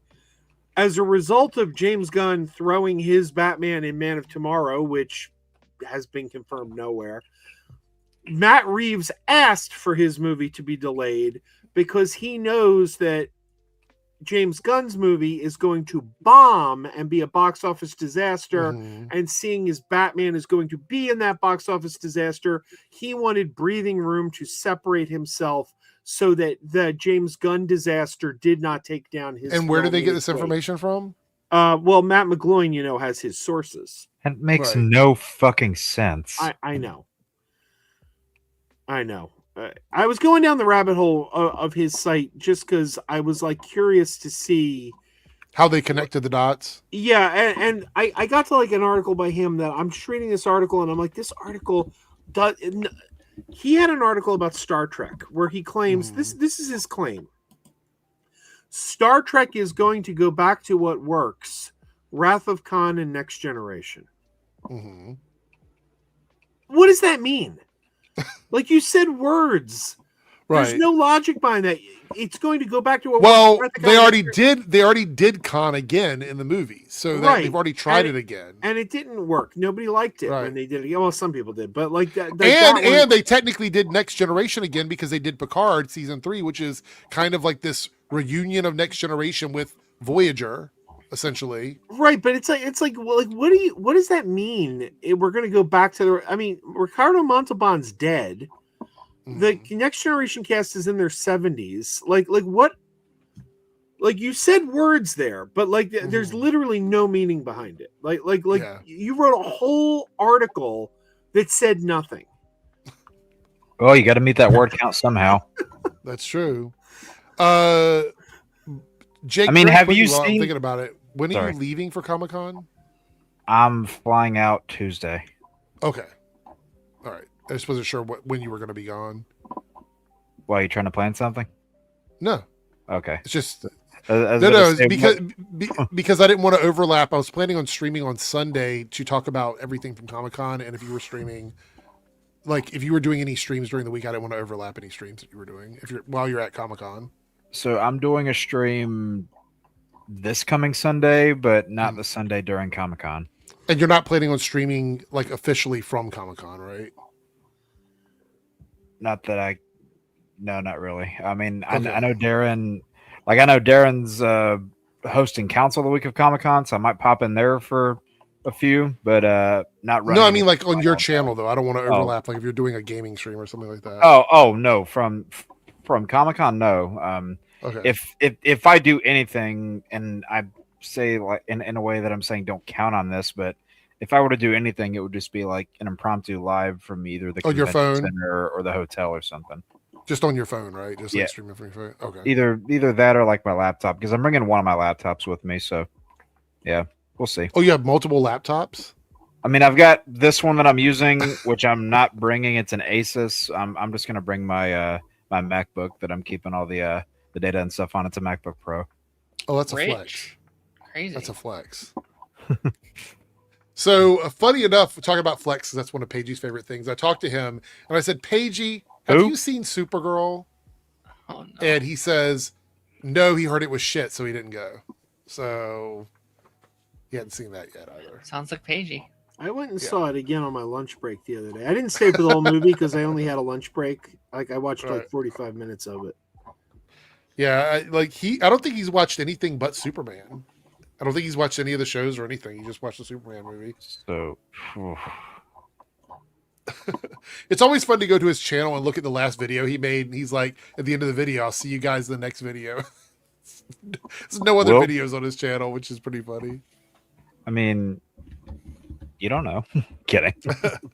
Naruto here, the $2 super chat says, could the actor sue them? You talk about the Ryan Hurst God of War. No, I looked at, I mean, he could, but it's very unlikely because the insurance package that they have covers everything from his injury and he still gets paid for his work. So I don't think he's going to sue. Like Darren was saying, though, the big loss is not being on the show anymore. Being recast, because he'll get paid for the work that he did, but he won't get any other seasons of the show, obviously. Which that really sucks. Yeah. What show? Whoa. God of War. Who just had a Oh, that was me. That was my laptop. but that show hasn't even come on yet. Like they're recasting roles, and the show hasn't even aired. No. They had filmed 4 of the episodes, and he's the lead actor for the 4. He's got badly hurt. He got Yeah. injured, and they had to delay filming for like a year, 6 months to a year. And the problem is, there's a child actor, and the child actor would have aged up too much between episodes 4 and 5, so they have to recast. So yeah. So they're gonna like refilm the scenes from the first 4 episodes then? Okay. Mm-hmm. Anything with him in it, they're going to refilm, because it says that insurance, according to the thing I looked up, the insurance for that show specifically covers the refilming cost too. So they won't have to spend any money on that. So It's like that. I mean, obviously he shot more than 4 episodes, but it's like the Spartacus situation when they did season 1, then the actor got sick and they had to wait for him. And remember that whole thing? Spartacus, Blood and Sand. That was a shame. Liam, yeah. That was a good show too. PG sounds like he's on a major quest line and we're on the side quest. Yeah. Speaking of side quests, did you talk about the episode that came out yesterday, Eric? No, I haven't. But we literally that was one of the things that I hadn't. I was waiting to see if you were going to show up to see what you thought about it, because it was a Wolverine centric episode. Well, I'm back. I don't want to spoil it, but what did you think of it? Because it did just come out yesterday. So, I really IGN gave it a 5 out of 10. By the way, yeah, they're fucking stupid for that. So I really dug it. I've got the video coming out within the next day, because I was gonna do reactions for episodes 4 and 5. Both videos kind of got shot to shit, so I just combined both of them into a video review. My editing software just had a stroke, but it's I'm gonna be doing both of them together. Fuck off, Darren. And I really like the episode a lot. You people were complaining that they went off off the beaten path of the main apocalypse stuff, but we've gotten so much of it, and people seem to forget that there would be big storylines in the original cartoon that would then be followed up by 1 or 2 episodes that were kind of off the beaten path and were more character development centric than more overall narrative centric, and that's exactly what this episode is. Yeah, this one was a character building episode for sure. Yeah. I'll say this episode did for Morph what episode 2 did for Jubilee, and I'm not going to spoil, but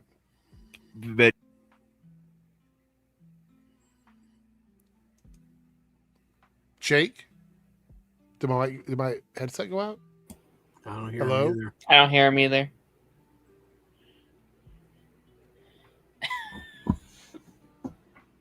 No. Nobody. Still can't hear you.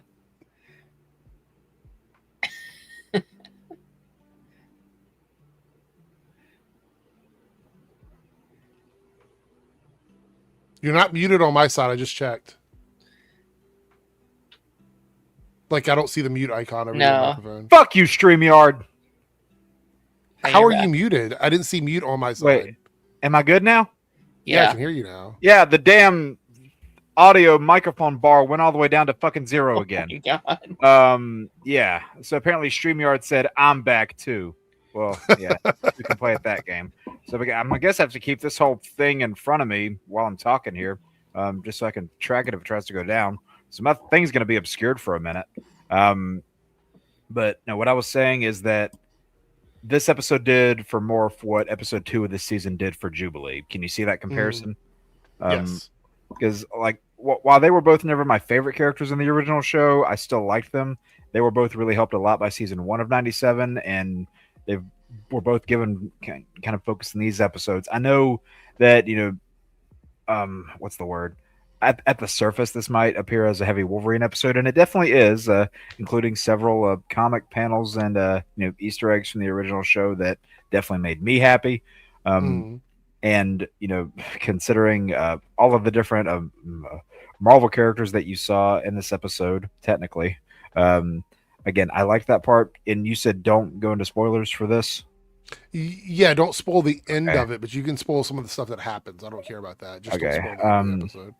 Well, I like the team he got together.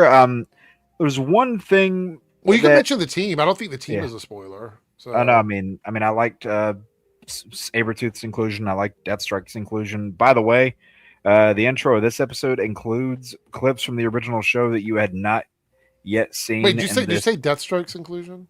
Deathstrike. Oh, it's like No. It's a Deathstroke. Say No. what? But no, there are scenes from the original show that are included in this week's intro that you had not seen yet in this upscaled quality. So I thought that part was pretty cool. People were, and this is so annoying. I've seen people literally label this iteration of Wolverine as the worst version, and I just can't agree with that in the slightest. I can't. People are saying that. I think part of the reason why just the episode's getting flack is because I guess people have quote unquote Wolverine fatigue, but the entire show up to this point has put Wolverine to the side for the most part so the rest of the X-Men can shine. And I think that was kind of the right decision because for like 15, 20 years, Wolverine was the one that was getting the most attention while the rest of the X-Men were shafted. So I think doing that whole thing really works. Sorry if you're showing something. Let me bring my thing down because I'm blocking it. Yes. Yeah. And speaking of Wolverine, this just happened. Yeah. I thought we'd watch this and just that way we can. Yeah. Because a lot of people want to watch it. So yeah, my reaction to this is coming soon. It's it's working on itself. I've lived long enough. Haven't seen it. It's all started to blur Haven't together. seen it. this is all in-game cutscenes, I think. Said it's not actual gameplay.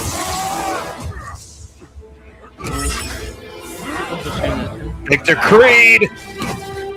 Try and hold on.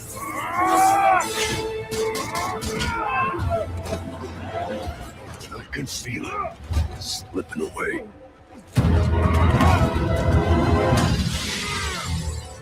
Ooh.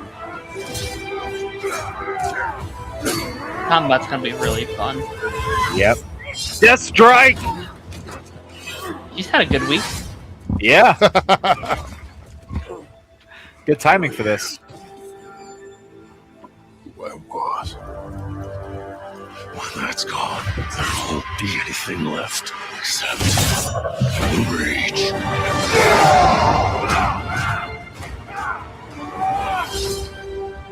There we go. Good week for Wolverine, in my opinion. Yeah. Good week for a lot of Weapon X related characters. Look at that picture there. And a bad week for others. It's just a good era for like the X-Men in general. Yep. Like 97 is airing. This game is coming out. I think it's 99% bullshit, but there's been a lot of talks for the upcoming X-Men movie, like in the MCU. It's at least like in the air of conversation, which I think is really cool. Well, Doomsday coming out. And we also saw, we were reading, Jake, that it looks like the Hall H, Kevin Feige big announcement of the upcoming slate of stuff is going to happen on Saturday of next week. The says here 5:30 to 6:30 Hall H. Kevin Feige and special guests take the stage to lay out the cinematic future of the MCU post Doomsday and Secret War. So, could get something X-Men. I don't think we get anything big, but they could be. I don't know. Maybe just like info, just like a little sprinkles of something. Let me ask you a question. I want everybody to answer this. When it comes to the MCU, are we ready to hear post Secret Wars now, or should we just wait until we get through that first? Because this is going to reveal a lot of stuff, apparently. Yeah. Like the direction of the Marvel Cinematic Universe. And we know Kevin Feige's talked pretty openly about the X-Men, which means that we are going to get like a mutant saga, I'm assuming. Yeah, he already said he had a 10-year plan for the X-Men. Yeah. I think some is fine. I think it's going to be better than what they did last time they did this, because last time they were announcing projects before Endgame where it's like, oh, that's obviously a spoiler, where it's like, okay, we get like Falcon and the Winter Soldier, so it's like, well, they're back. And it's like we're doing a Loki show. It was like, well, he's back. And we're like doing a Hawkeye show. Yeah, it's like, well, a lot of spoiler stuff because of what's coming next. I think X-Men, we all like. I like X-Men's not really a spoiler because we knew X-Men were coming. Black Panther 2 doesn't really feel like too much, or sorry, 3 doesn't feel like much of a spoiler. Nova, I think I actually would not be shocked if that's on that slate that they announce Saturday or next Saturday. You know, like that's very standalone-ish, right? So they can be like, yeah, we're doing a Nova movie, you know. So we'll see. The thing that I'm guess worried about is like, is there going to be not very much in between Doomsday and Secret Wars? Like that's what I'm kind of curious about at the moment. I actually think they might talk about that too. I think they're going to talk about that. Yeah, as well. I think that because that's what's going to be some of your more stuff that's closer on the horizon. Doctor Strange 3. I've given my pitch for that. Joe, what about you? What do you? Oh, sorry. Joe. I'm looking for it. I had texted my wife, and now I can't find it, of course. But they were. See, here's the thing, though. I think this came from like a scooper. Like, I don't think this was like something that was officially stated. But I know, like on the Campia show the other day, they were talking about like supposedly what the post Endgame slate is, and one of the things that surprised me, you know, was like Spider-Man 5. It was the obvious ones like Spider-Man 5, X-Men, but the one that Shang-Chi 2, but the one that really surprised me that was in there was Thunderbolts 2, and I didn't expect we'd see a Thunderbolts 2 because it doesn't even make sense to call it Thunderbolts 2 because that's not really the name of the team anymore. No, they're not. Well, I mean, that's not the name of the team at this moment. But, you know, we don't know what's going to happen in Doomsday. They may flip back. But I was like, that movie didn't do so hot that I would think there would be a sequel. Like, obviously, we're going to see those characters in Avengers, but I don't know. Who knows? Here's what I would do. I've said it for a while. Remarket it. Call it Dark Avengers. And name it after the villain that they're going to fight, which is what I Or you call it Thunderbolts 2 asterisk Dark Avengers. You keep the asterisk, make that your marketing gimmick that the asterisk is in there. I don't know. Thunderbolts 2 though does sound a little weird. We're going to say Jake. Sorry, go ahead. And then spoil the actual name of the movie right as it comes out. No, just tell us what the ending is, even if it's not the name of the movie. Just tell on the Monday after the movie releases, they go, "It's too bad they killed that guy." It's like, oh, okay, well, there we go. That's the end of the movie. I mean, we all knew who was going to die before we went into the movie. You know how we used to occasionally get a movie where the subtitle was the main title, and then the part 2 was actually like Hellbound, Hellraiser 2. Right. Like you used to occasionally get that. Maybe that's how you do it. You do like the Dark Avengers, Thunderbolts 2. What do we think we're getting in between? Okay, so we have a year between Doomsday and Secret Wars, which means potentially 2 movies. I don't think we're going to get 3. We could do 3 if you want. Is it 1 year or 2 years? I think it's the following year. Yeah. That's what I was saying. Like it comes out in December, and then next December is Secret Wars, right? Yeah. Okay. Yeah. So we have a 1 year gap between the movies. What 2 movies do you think we're getting between those 2? If you had to guess, do we know we are? I don't know. I think we're getting at least 1, but I'm being generous here. I would like there to be 1.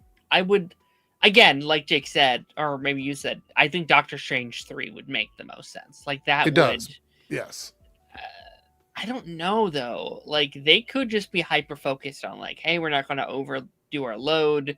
We're going to focus in on the TV stuff. You know, Daredevil, Born Again, in between there. I feel like they have to keep the momentum going though. They have to have something in the middle of that year. I don't think they can.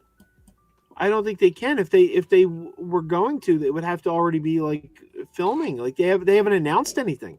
No, I'm saying like they might have something they're planning on doing that they can get filmed in the amount of time that they can get it done in. Or they're already ahead. Or they're already ahead and just haven't announced it. True. It could be something super secret. If we're going to get something like that, I think it's going to be Black Panther 3 because that film seems to already be in some stage of development. What if they? This is kind of a crazy theory, but what if they Mm-mm. filmed a movie while they were filming a movie? Like, what if they're filming Doomsday, and while they were doing that, they were also filming the movie that they were going to do between Doomsday and Secret Wars? They would have to announce it like now. They would But have that's what. to like. But I'm saying like that's what I'm They're talking announcing about. We it have this Comic-Con week. coming up. Yeah. That's what I mean. Yeah, I could see it. I don't think it'll be Black Panther 3, Joe, because we've heard there's a mutant in Black Panther 3. Oh, is there? I haven't heard That's- that. Yeah. That's been the talk of the town, at least. Oh, that's I don't right. know. That's right. Never mind. Yeah, I know what you're talking about. I think if they wanted to do something, they could probably because I have a feeling that they're going to start filming something right now. Like there's something is going to start filming immediately, and they're going to have to announce it at Comic-Con because they know it's going to get spoiled. That's going to come out before Secret Wars, like the end of next year. Okay, there's been all those rumors that I don't really necessarily believe, but like there's been all these things like there's a third Avengers movie actually. They're doing a third one. What if they did like Young Avengers in between? You have been championing for that for a while. Wait, I gotta go back for a second. How could a mutant being in Black Panther 3? Storm. Think Like, what mutant connects to Black Panther? Yeah, It would but be how, Storm. but how would that mean that it couldn't be between? Because I don't think they Avengers want to movies? have mutants introduced until after or like But we're, in but other we're- movies until after Secret Wars. But we're What a- introducing Jean Grey in Spider-Man. Like I 2 don't weeks. think it's Jean Grey. I'm still not convinced that's Jean Oh. Grey. If it is, would that change your mind on Black Panther? If Jean Grey is in Spider-Man, I will be really mad. I don't think they would Storm is more likely to appear in a Black Panther movie than Jean I Grey can- is in a Spider-Man movie. I will assure you guys right now, it will not take away from my enjoyment of the movie. But if it ends up being Jean Grey, I will crash out. You already heard my prediction, right? Yeah. Which isn't Well, a you spoiler because mentioned I don't it, know yeah. anything. Yeah, Yeah. my prediction is it's Jean Grey, and that's how Ned and Yeah. I know you Jay mentioned remember. that. Yeah. There are other things that make more sense than her being Jean Grey because I think the only thing that makes her Jean Grey is she has red hair. Thank you. I've been saying that. If Sadie wasn't a redhead, I think that there are tons of things in that trailer that could be there could be other reasons for them Right. happening. like you know what if I mean? Sadie wasn't a redhead, the conversation would be entirely different. There is no and I'm only going to use comic book history in this instance because I think it's really important here. There's no mainstream storyline where Jean Grey has done body hopping. She doesn't use her powers that way. No. There is a story where she has done it like once, I think, like years and years and years ago. Yeah, but it was a long time ago. But typically she wouldn't do that because my issue with this is, and this is my problem, is if she is introduced in Spider-Man as Jean Grey, she's being introduced as a villain. And I don't want Jean Grey introduced as a villain. That's really my biggest issue with it. I don't want her to be a villain. Yeah. And the actual demon that works with the hand does body hop. That's the power of that character. He can jump around from body to body and give people superpowers. It seems more likely that it would be him since the hand's in the movie than Jean Grey because she's just a random X-Man. That's my opinion. Actually, ex-women. Just kidding. Devil's advocate, I do think there could also be some marketing, like Oh, 100%. like Yeah, that is I think there's a way of it being Jean Grey and them messing with the marketing to make you think that she's the villain and she's just like the victim, sort of thing. You know what I mean? So let me I want to address this again. I feel like I've talked about this before. By the way, before we get into this, we are 2 super chats and Reloaded's channel away from hitting our goal. This is probably the longest I've ever gone without putting a poll up. guys. So YouTube is killing this channel. we could possibly hit the goal and not get a poll tonight, which would be the first time it's ever happened. We just need 2 super chats of any amount to hit at least 1 goal for us to do a poll. But yeah, I haven't put it up because we haven't hit it yet. We're 2 away. You know what would be hilarious, Eric? What's that? So, say the result that you and I are hoping for happens, and Sadie ends up not being Jean Grey. Mm-hmm. The 85 to 90% of people that are out there screaming she is, if she turns out not to be, a lot of them are suddenly going to turn around and say, "See, look, we told you it wasn't Jean." Well, let me just yes, you're right, but I want to point this out. There's a couple of scenes we see in the trailer where whoever is mind controlling or body hopping or whatever the fuck it is threatening to hurt Peter Parker's friends. Why would Jean Grey do that? Why would Jean Grey why would she do that? Like threatening them. I don't want Jean Grey to start out that way, especially as a young character. There's like the Spider Queen character that she could be playing. I can't remember the character's name off the top of my head, but the one that does have a connection to body hopping, I can't remember the name off the top of my head at all. Well, the character from The Hand is the Beast, so we know that. I believe that's the character. I think there was something called Spider Queen. Yeah, there is. Yeah, I don't know. But could it be Jean Grey? Yes. Do I want it to be Jean Grey? Absolutely not. We're literally 2 weeks away. Yeah. Kralik is the name of the Beast of the Hand. Okay. Real quick, you mentioned we were going to be watching some trailers. Did you have more trailers than the Wolverine? Because I don't know. Yeah. There's two I had in mind. I don't know if they're on your agenda. What are they? Well, I'll tell you if I have them on my thing. In my Crystal tabs. Lake, and I play Rocky. I have the Rocky one, but I can add Crystal Lake for sure. Yeah. So just listen to this. The main powers of the Beast. The Beast can possess human hosts to act as his vessel on Earth. He targets figures of incredible willpower or major political people like U.S. presidential candidates and gives them powers as the milk of the Beast. So it makes sense that he would do this. Also, he has the power of necromancy. He gives the 5 gifts when he chooses his champion. Check this out, right? When the Beast chooses a champion, he can grant them supernatural abilities. For example, during his time with the Hand, the Punisher was granted the eyes of the Beast. The Punisher is in this movie. We have someone possessing people's minds. Which one makes more sense? Jean Grey or that?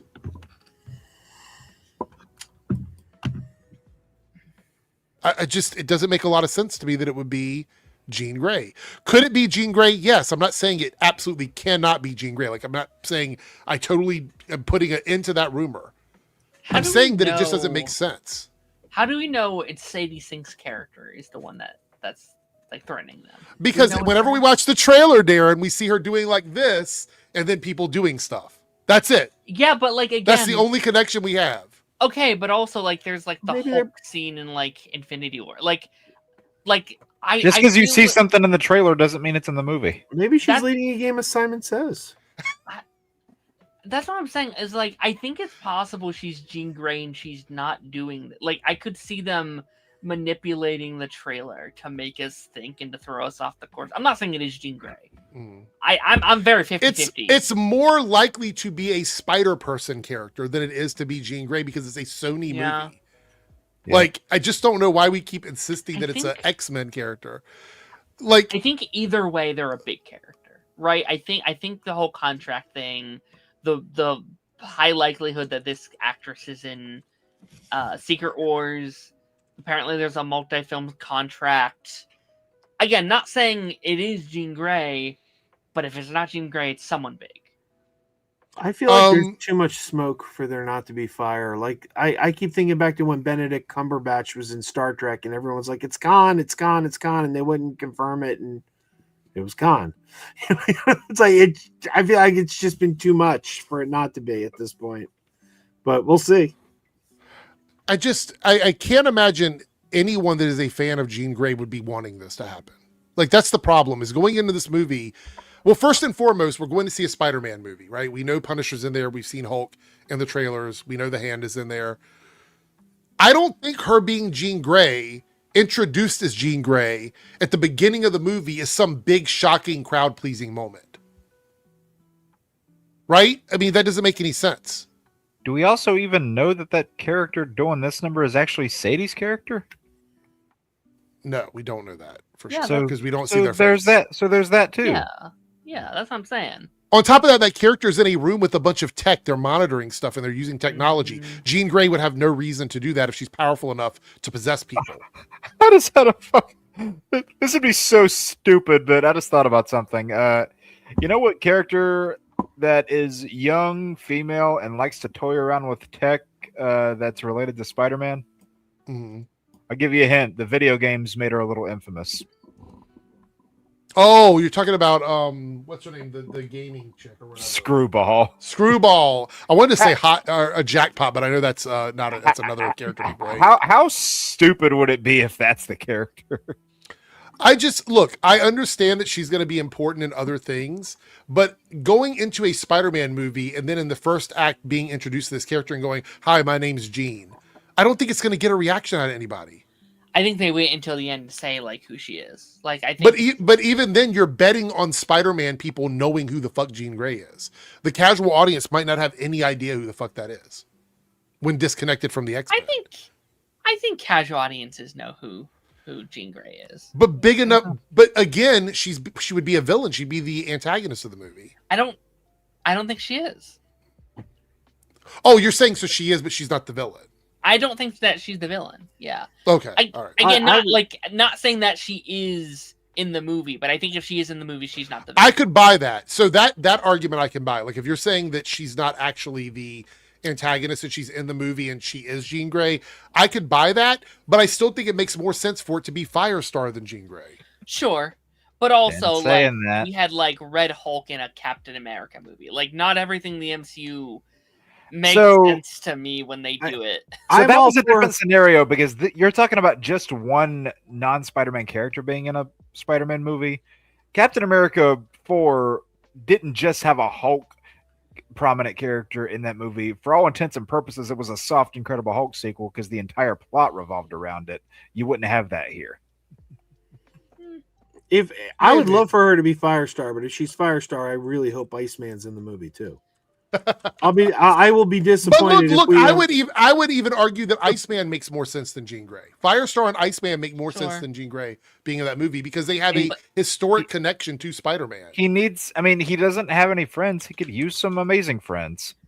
But even then, like, why keep a character like Firestar a secret to like this degree? Like I'm saying, like I'm not saying you can't keep it a secret, but it is so deep undercover, and like Sadie talked about how she was shocked. Let me tell you the danger of this, Darren. Let me tell you the danger of this, and I'm just going to reiterate what happened with some of the TV shows.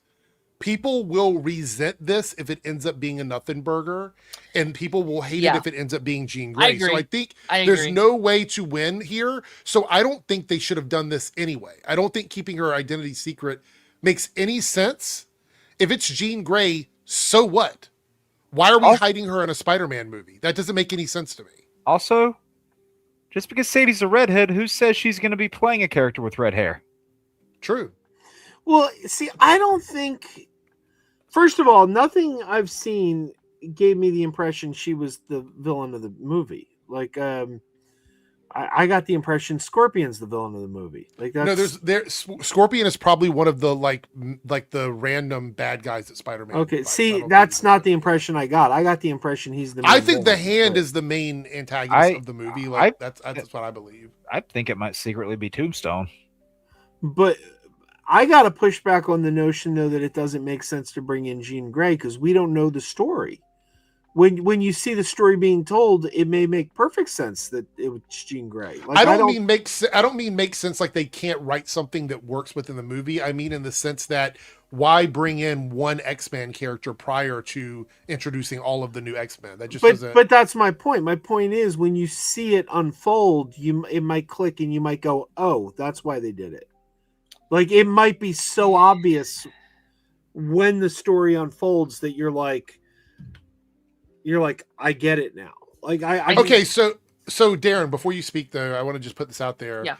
If we take away the aspect that Jean Grey is not the antagonist of the movie, then the concept of her being Jean Grey dissolves because there's no mind control element anymore. Right? The whole tie of her being Jean Grey is we see people being mind controlled. Right? That's why people think it's Jean Grey. If you subtract that from the story, then there's nothing that makes her Jean Grey. I mean, is it mind control or is it body hopping? I think it's body hopping, but there seems to be some people in the chat say it's mind control. But I mean, to be fair, body hopping and mind control can be interchangeable depending on what the powers are. But before, here's the thing though, before we knew anything about the story, before we saw a trailer, before we knew anything, we heard rumors she was going to be Jean Grey. So it's not like people saw that and then just said Jean Grey. Like, I mean, from the moment she was cast, the rumor was she was going to be playing Jean Grey. I feel like it could be someone like taking advantage of her abilities. Like I could see a world where like she's not the villain, but the villain is using her psychic abilities either against her will or they're manipulating her to do so, sort of thing. So we're doing a damsel in distress story with Jean Well, Grey. That wouldn't be very There, good. there has been other Spider-Man adaptations where a evil mutant has taken advantage of Spider-Man and other mutants and mind controlled them. So, anybody picking up and laying down or no? So, yes, I know what you're talking about, but I don't want to throw out too many things. I feel like one of them is going to be a spoiler, so I don't want to do that. But I will say this. So in the movie, we have Spider-Man, we have the Hand, we have Punisher, we have the Hulk, and then we might have Jean Grey. I feel like if we have any criticism towards, like, I don't know, Superman for having too many people with powers in their movie, then we're starting to lean into that in the Spider-Man movie as well, because it's starting to feel the same way. Like, the supporting cast is full of these big characters, right? Jean Grey is arguably one of the biggest female characters in comic book history. Sure. I feel like it's a little bit of a different case because. Well, how so? Well, those were all introducing brand new versions of characters into a movie and having to get you used to them. A lot of these characters that are going to be in this movie are ones you've already seen for a while. I think that is an Olympic level jump for you to try and get over that one, because a lot of people may not know these characters. They might have never seen the Punisher TV show. I mean, sure, but like, they know who Hulk is. They know who, obviously they know who Spider-Man is. They know his surrounding world from just the movies. I would argue introducing Jean Grey in a Spider-Man movie would be the equivalent of introducing Batman in a Superman movie. That would be my argument. I mean, done right, Batman and Superman go together like peanut butter and jelly. You can't say that about Spider-Man and Jean Grey. No, but Jean Grey's at a level where I think if we're going to argue, because I said I don't think a lot of people might not know her. If we're going to argue they do know her, then it's because she's super popular and that's why they're keeping her a secret, right? That would be the argument. I think it's case by case basis. Like, I think it depends on how you're editing your movie, how you're pacing your movie, how long is your movie. Like you can have the same amount of characters in one movie and it not work because how you're editing or how you're pacing it, and another movie could do that exact same thing but do it better, like do a better job at equipping those characters. I'll never, like, one complaint you'll never ever hear out of me before I see a movie is this movie has too many characters. Like, I'll never, I would never say that either. I was saying that was the complaint that people had about Superman, but it's like, I wouldn't make that complaint about Superman. I wouldn't make that complaint about like Spider-Man. Like, unless I see the movie. And the movie, when you see the film, sometimes a movie can handle a lot of characters, sometimes it can't. So you could watch a movie like Batman and Robin, which is a movie that doesn't work, and you could go, well, there's too many characters in there. To be fair, that's not the problem with Batman and Robin. The problem with Batman and Robin is it has a lousy script. You can juggle a lot of characters with a better storytelling. So also, I think like Marvel Studios has always done a better job at that. Like, I mean, they do these like Avengers movies. They did Civil War, which I think is one of the best examples of a movie that has like 20 characters in it, but they all feel like they have the right amount of screen time. So we'll see. Big Fieldy, this is why I'm not watching it. There's like 5 other trailers that I have not even watched yet because I don't want to see anything else. That's where I'm at. All right, so we've reached the goal in the Reloaded chat. Thank you guys so much. I'm going to read the super chats here in a second. I appreciate it. And here are your options on the poll. We have top 3 favorite villain twist of all time, and that could be any twist. Like the villain is the hero, and I thought about this while we were talking about Jean Grey. The villain is the hero. The villain ends up being someone else. Any villain twist that you like. Top 3 worst films of all time. Just thought I would toss that out there.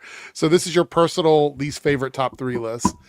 Top 3 favorite one-off episodes of TV, meaning an episode of a TV show that kind of sits alone by itself.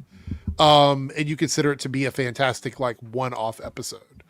And the last one is the top 3 best 80s Saturday morning cartoons. So that's your top 3 favorite. I put best, but it's favorite Saturday morning cartoons. So go ahead and vote on that, and let's look at some of our super chats. Staggervore with the 199 super chat. I'm assuming trying to push us over the top. Thank you for that, Staggervore. And South Texas Shark, I see your $2 super chat. We will do that at the very end because I like having that as a closing topic. But thank you so much. Staggervore with a member chat for 9 months. Adriana Sophia is the name of the Spider Queen. Oh, yeah. Go, Jake. So, by the way, we're going to do trailers right after these super chats. Columbia Rica with a $10 super chat says, I agree with Joe. And my thing is, let's say if Jean Grey's being in the movie is how they connect to the X-Men, she might know that Spider-Man is mutating and she invites Peter to the Xavier school. So like saying that his mutation, she believes it's a mutant. Like he's a mutant, not infected by a spider bite. I don't think there is an Xavier school here. I don't even think if it is Jean, I don't even think that she's from our world. I think she got pulled over here, and this is all set up for Doomsday or Secret Wars. Okay. So you think it's like an incursion thing? Like she's there because of the incursions that are happening? Honestly, I could see that she somehow got trapped behind it from the events of the last movie. I don't know. I mean, aside from the thing that I talked about earlier with Firestar, which I, again, would really like to see happen, the other one that I would say is the case for her, and then I'll get off this topic because I feel like we've kind of exhausted it. But yeah. The Julia Carpenter character who ends up becoming the second Spider-Woman after the first one dies, or not the first one dies, but there's an Avenger that dies in the Secret War comics. Yes.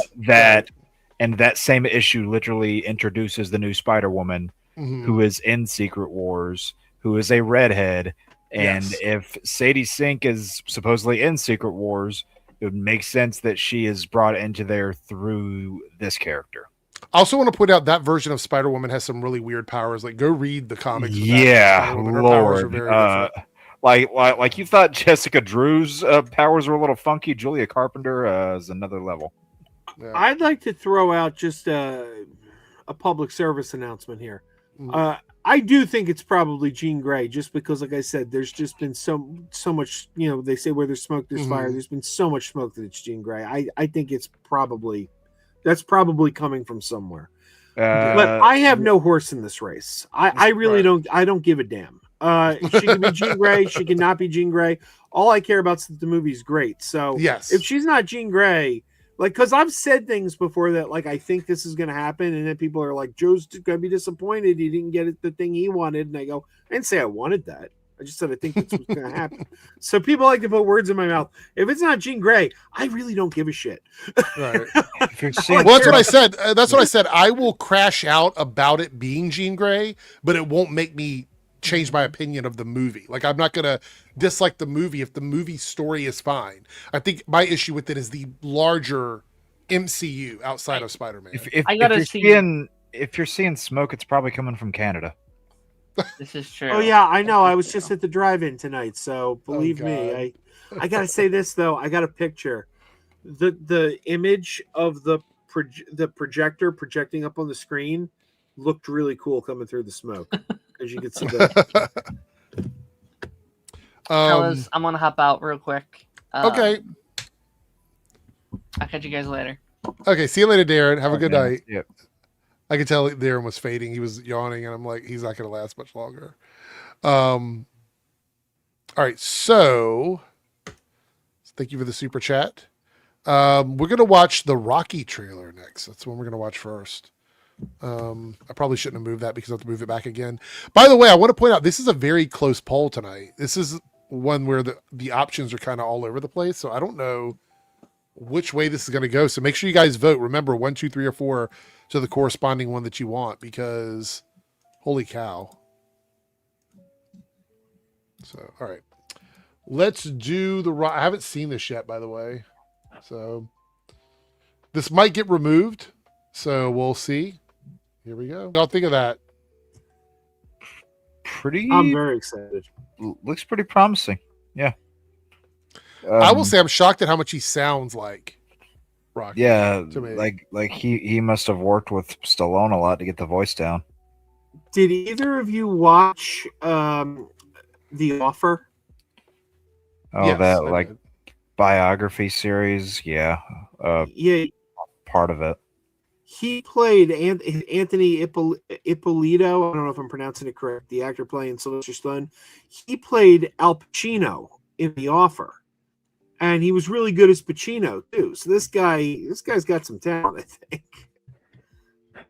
Yeah, he was also in that animated movie from like a decade ago, Pixels, I think. Oh, really? I It's think unless I'm like smoking crack right now, I'm pretty sure he was in that. That's one of the Also, we only have Adam Sandler movies I like. is Crystal Lake a TV show? Yes, for I thought it was it's a movie. It's an A24 series for Peacock. Okay, well here we go. I thought it was a movie for some reason. I don't know why.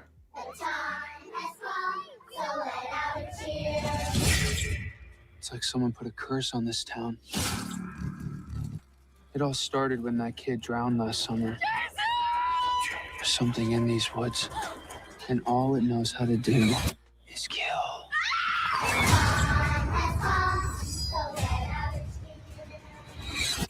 Mommy's here.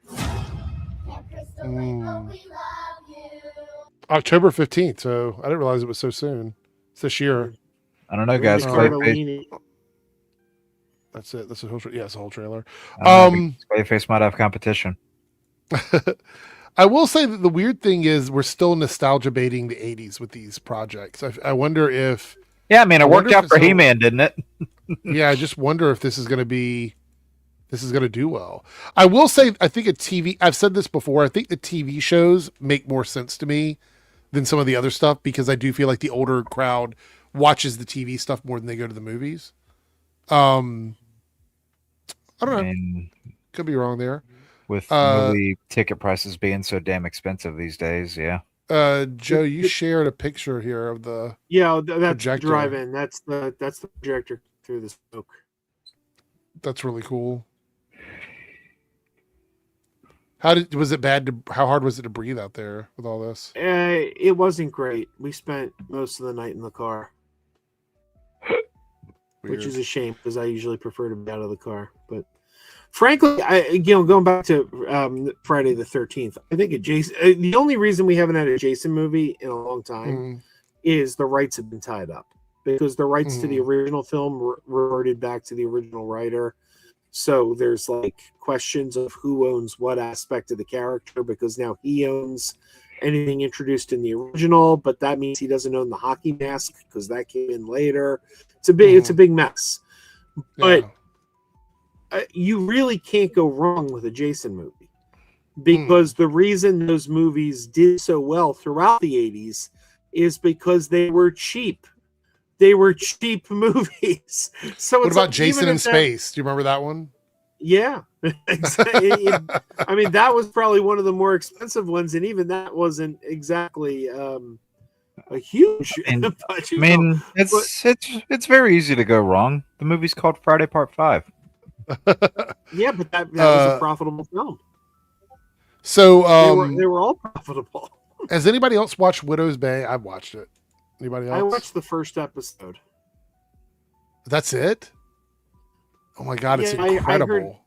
I heard it was really good, so I watched the first episode. The first episode hasn't really grabbed me yet, so it's absolutely incredible. I would highly recommend Widow's Bay. It's probably one of my favorite shows of the year. Ooh, high praise. It's really good. It's so unexpected where the show goes. Are they trying to do like references to lots of movies? Is that what they're trying to do? Because like I know like they had there's something in the fog, and it's like, well, that's from the fog. And in Widow's Bay, something else. Yeah, and I think there was something else in there. Like, is that like what the whole thing is? Like that they're doing like little references to. No. It's there is a story connected to the island, but you have to like watch every episode to get to it. It's not. Okay. It doesn't reference. Well, okay, I take that back. There are two things in there that feel referential outside of the fog, like the fog and something else. That you'll be like, oh, that's typical of like something else. But I don't want to say what it is because it's a spoiler.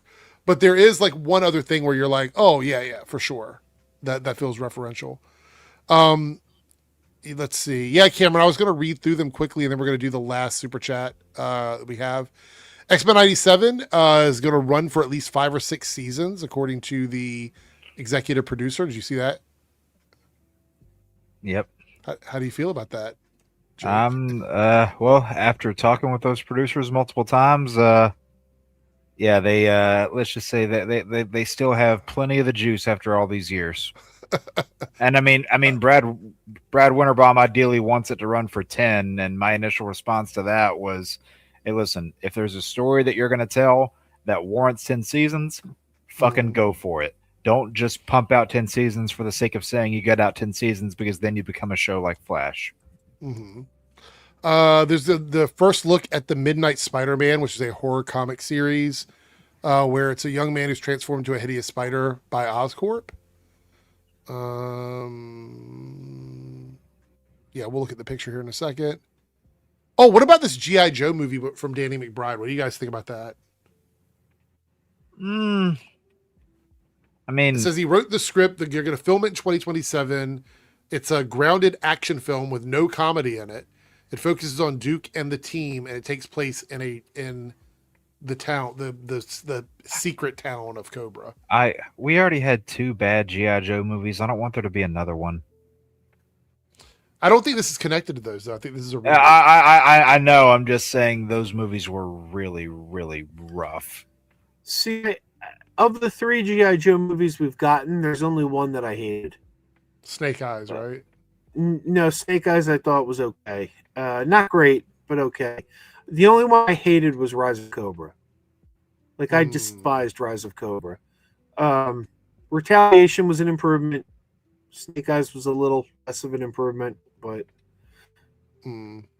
I think I don't think there's an audience for G.I. Joe. Like, I don't think anyone cares. Like, I think that's literally the 80s kids who grew up with it are the only ones that care. You're getting the He-Man effect again. I think so. Well, we'll see. So Sholo from Blue Beetle says, seems like a good time as ever to check it. Wait, seems a good time ever to check it in the movie. Wait, check it? Can you read? No, that's what it says. Seems like a good time as ever to check it, the movie. That's the quote I'm reading directly from Twitter here. I think it means check out the movie, but it says check it, the movie. It chapter like 3? Yeah, exactly. Seems like a good time to check out the movie if you haven't. The character continues to be the most gratifying experience. Shout out Angel, shout out to DC, shout out to our crew. So he's basically just saying go check out the Blue Beetle movie if you haven't seen it. I would agree. Go and check it out. I had a fun time with it. By the way, Joe, we haven't talked about it, I don't think. What did you think of the Blue Beetle movie? I love the Blue Beetle movie. It was, not. I think I said it's my 3rd favorite DC movie of 2023. Only because I liked Flash and Shazam 2 better, but it's a really good movie. I saw it 3 times in the theater. I really like that movie a lot. Okay. And what about? I don't love the Jaime Reyes character in the comics. Like in the comics, like I found him to be kind of hard to get a read on. Like I'm like, not him, not the character personally, but his set of powers and like the Blue Beetle suit and everything. I was like, I don't know. Like I don't think the character has always been really well conceived, but that movie really worked. What about you, Jake? What did you think of Blue Beetle movie? Oh, I really dug the movie. I mean, shot really well, I think. Design is one of the best that we've gotten, I think, across a majority of DC movies. They kind of leaned onto the Iron Man trope a little bit with the identical the villain with identical abilities to the hero, whatnot. They kind of leaned on that, and so it was safe in that regard. But I still had fun with it, and was the only DC film in 2023 I can say I really enjoyed. 1, I moderately enjoyed. 2, I did not. Did you like it better than Superman? Blue Beetle? Yeah. Yeah. Oh, okay. Interesting. It's the only thing I've ever seen George Lopez in that I liked. That's a fair statement, I guess. I don't really have a lot of George Lopez movies that I enjoy, or TV shows. I tried to I know watch he had a his TV show for years. Yeah, I tried to watch his late night talk show a couple times, and I'm like, this guy's not very funny. I forgot he had that. All right. With that being said, we're gonna do the final super chat, which is $2 super chat from South Texas Shark. What did you watch this week? Well, Joe, you just saw the Goonies, so you saw that. And you said you went and saw Supergirl again. Anything else you watched this week? I did a review. You can find the review on the concession stand channel, but I did a review of this movie that I've always kind of been curious about. Pretty Maids All in a Row. This is a Rock Hudson film. Rock Hudson, Telly Savalas, Roddy McDowall, Angie Dickinson. And it's basically a teen sex comedy that was written. What? And this is why I was really interested. Oh, I know where you're going with this. I know who this is. Go ahead. Say who it was. Written by Gene Roddenberry. Yeah. Gene Roddenberry wrote this movie, and every time I've ever seen like some Star Trek documentary, they'd bring up he wrote the script for Pretty Maids All in a Row. And So it's like Porky's or something like that. Animal House. But I'll tell you, it's a very uncomfortable film because it's about basically a high school coach played by Rock Hudson who's jamming all his students. Oh my god! And you're just like, that's fucking gross. And he's trying to help one of his male students jam the other teacher. And I I'm will like, not be checking that out. I'll take your word for it. It's a pretty uncomfortable film, and it's not funny. Like, I mean, it's basically a piss poor film on every level. So, good job, Gene. Good job. When was that? When did that movie get made in terms of the Star Trek timeline? 1971. So Star Trek had so between the original series and before Next Generation came out. Yeah. Okay. It's a pretty uncomfortable film. Weird. What about you, Jake? Anything you want to shout out from this week? Newest episode of X-Men 97 was great. Newest My Adventures of Superman episode was great. Oh, that was so good. I watched that too. I like X-Men 97, obviously, but I really love the latest episode of My Adventures with Superman. Yeah, both been fantastic. And that's really been about it as far as like stuff that I'm not just kind of, rewatching as background noise. It's mainly just been those two. Okay. Let's see. I saw both of the things you mentioned. I didn't see the thing that Joe was talking about. Sounds like you were spared a lot of pain. Yeah, I'll never watch that. I didn't even know that existed until the other day when somebody brought it up. That's why when you talked about it, I was like, oh yeah, this is the Gene Roddenberry movie, because I saw somebody on Twitter talking about it. Which, by the way, I do appreciate people sending me tweets, but I try my best not to use Twitter. So when I click on it, every once in a while, I have to stop myself. I'll sit on there for like 5 minutes and I'm like, I don't want to be here. Let me get off Twitter. And also, to be. Yeah. By the way, apparently Blue Sky's garbage now too. So I've not been on Blue Sky very much. So, garbage in what way? Because like it's just more of the same bullshit on the Twitter, but like less racist, but still bullshit. Oh, see, my problem with Blue Sky was that there wasn't a lot of interaction on Blue Sky. Like you could post something and it's like somebody might heart it, but like you wouldn't have discussions. Like people like wouldn't respond. Like Twitter, when it worked at its best, you could like hashtag something and someone who was interested in that might have a discourse with you.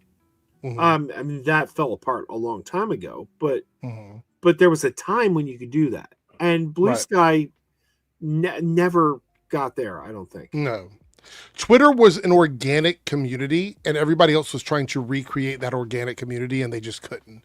Yeah. Basically, Elon has ruined something forever. Twitter is ruined forever. Like, I don't think we'll ever get another version of Twitter again. Wait, I'm not sure. I think Twitter could be saved. I think if Elon were gone tomorrow and you had someone who was going to enforce like, if you hate speech, you're gone. Like, remember when Trump got kicked off Twitter?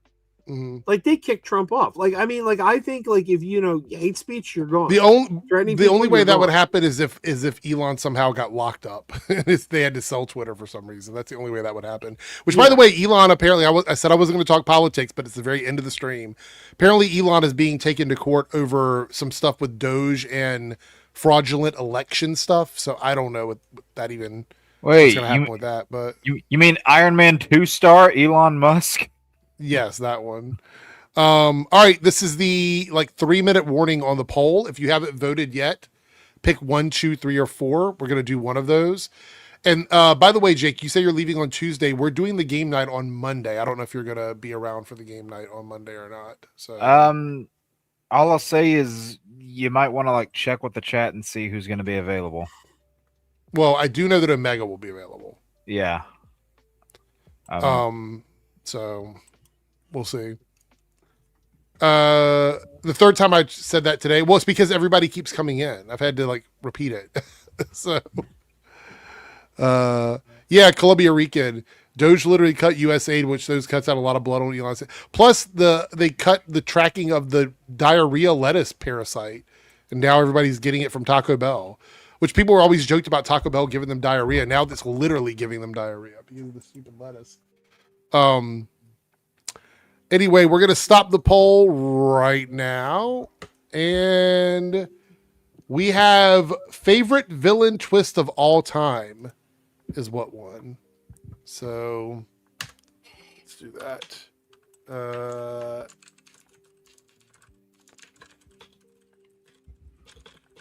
All right. And with that being said, let's do our round. We'll do clockwise. We'll go around and see what everybody's got going on. Joe, what's happening on your channel? Just Crazy Joe Adventures just put out the second Blobfest video. We had one on the run out, the recreation of the run out, and then I put out one for the street festival. If anyone who doesn't know what Blobfest is, Phoenixville, Pennsylvania, is where they shot the 1958 Steve McQueen classic, The Blob. And every year they have a huge festival to celebrate the film. So that's the latest on my channel. What about you, Jake? With you? Well, I've got 2 X-Men related videos that are on the horizon. The joint review for episodes 4 and 5, as well as the reaction to the Wolverine trailer that you saw us look at earlier. Both those are going to be coming out. A handful of shorts coming out before I leave for San Diego, as well as one more Lost Level stream this upcoming Sunday where we are playing Lego Batman again. Okay. As far as it goes for me, if you want to check out both Reloaded and Debunks today, there are both their videos on both channels. So go check those out. Tomorrow, I might be doing a Copecast. If you guys see it scheduled, it'll be around 3 o'clock, between 3 and 4 Eastern time tomorrow. So definitely check the Debunks channel for a Copecast tomorrow. I haven't been able to do one consistently, so tomorrow will be a lot of fun to sort of get back in and chat with everybody. And yeah, we'll be back on Monday with a game night. We'll see if we can rally together a few people to play some games. With that being said, I actually added an outro, but guess what? The outro is just one of the older intros. So that's how we're going to get out of here. So have a good night, everyone. And we will see everyone later.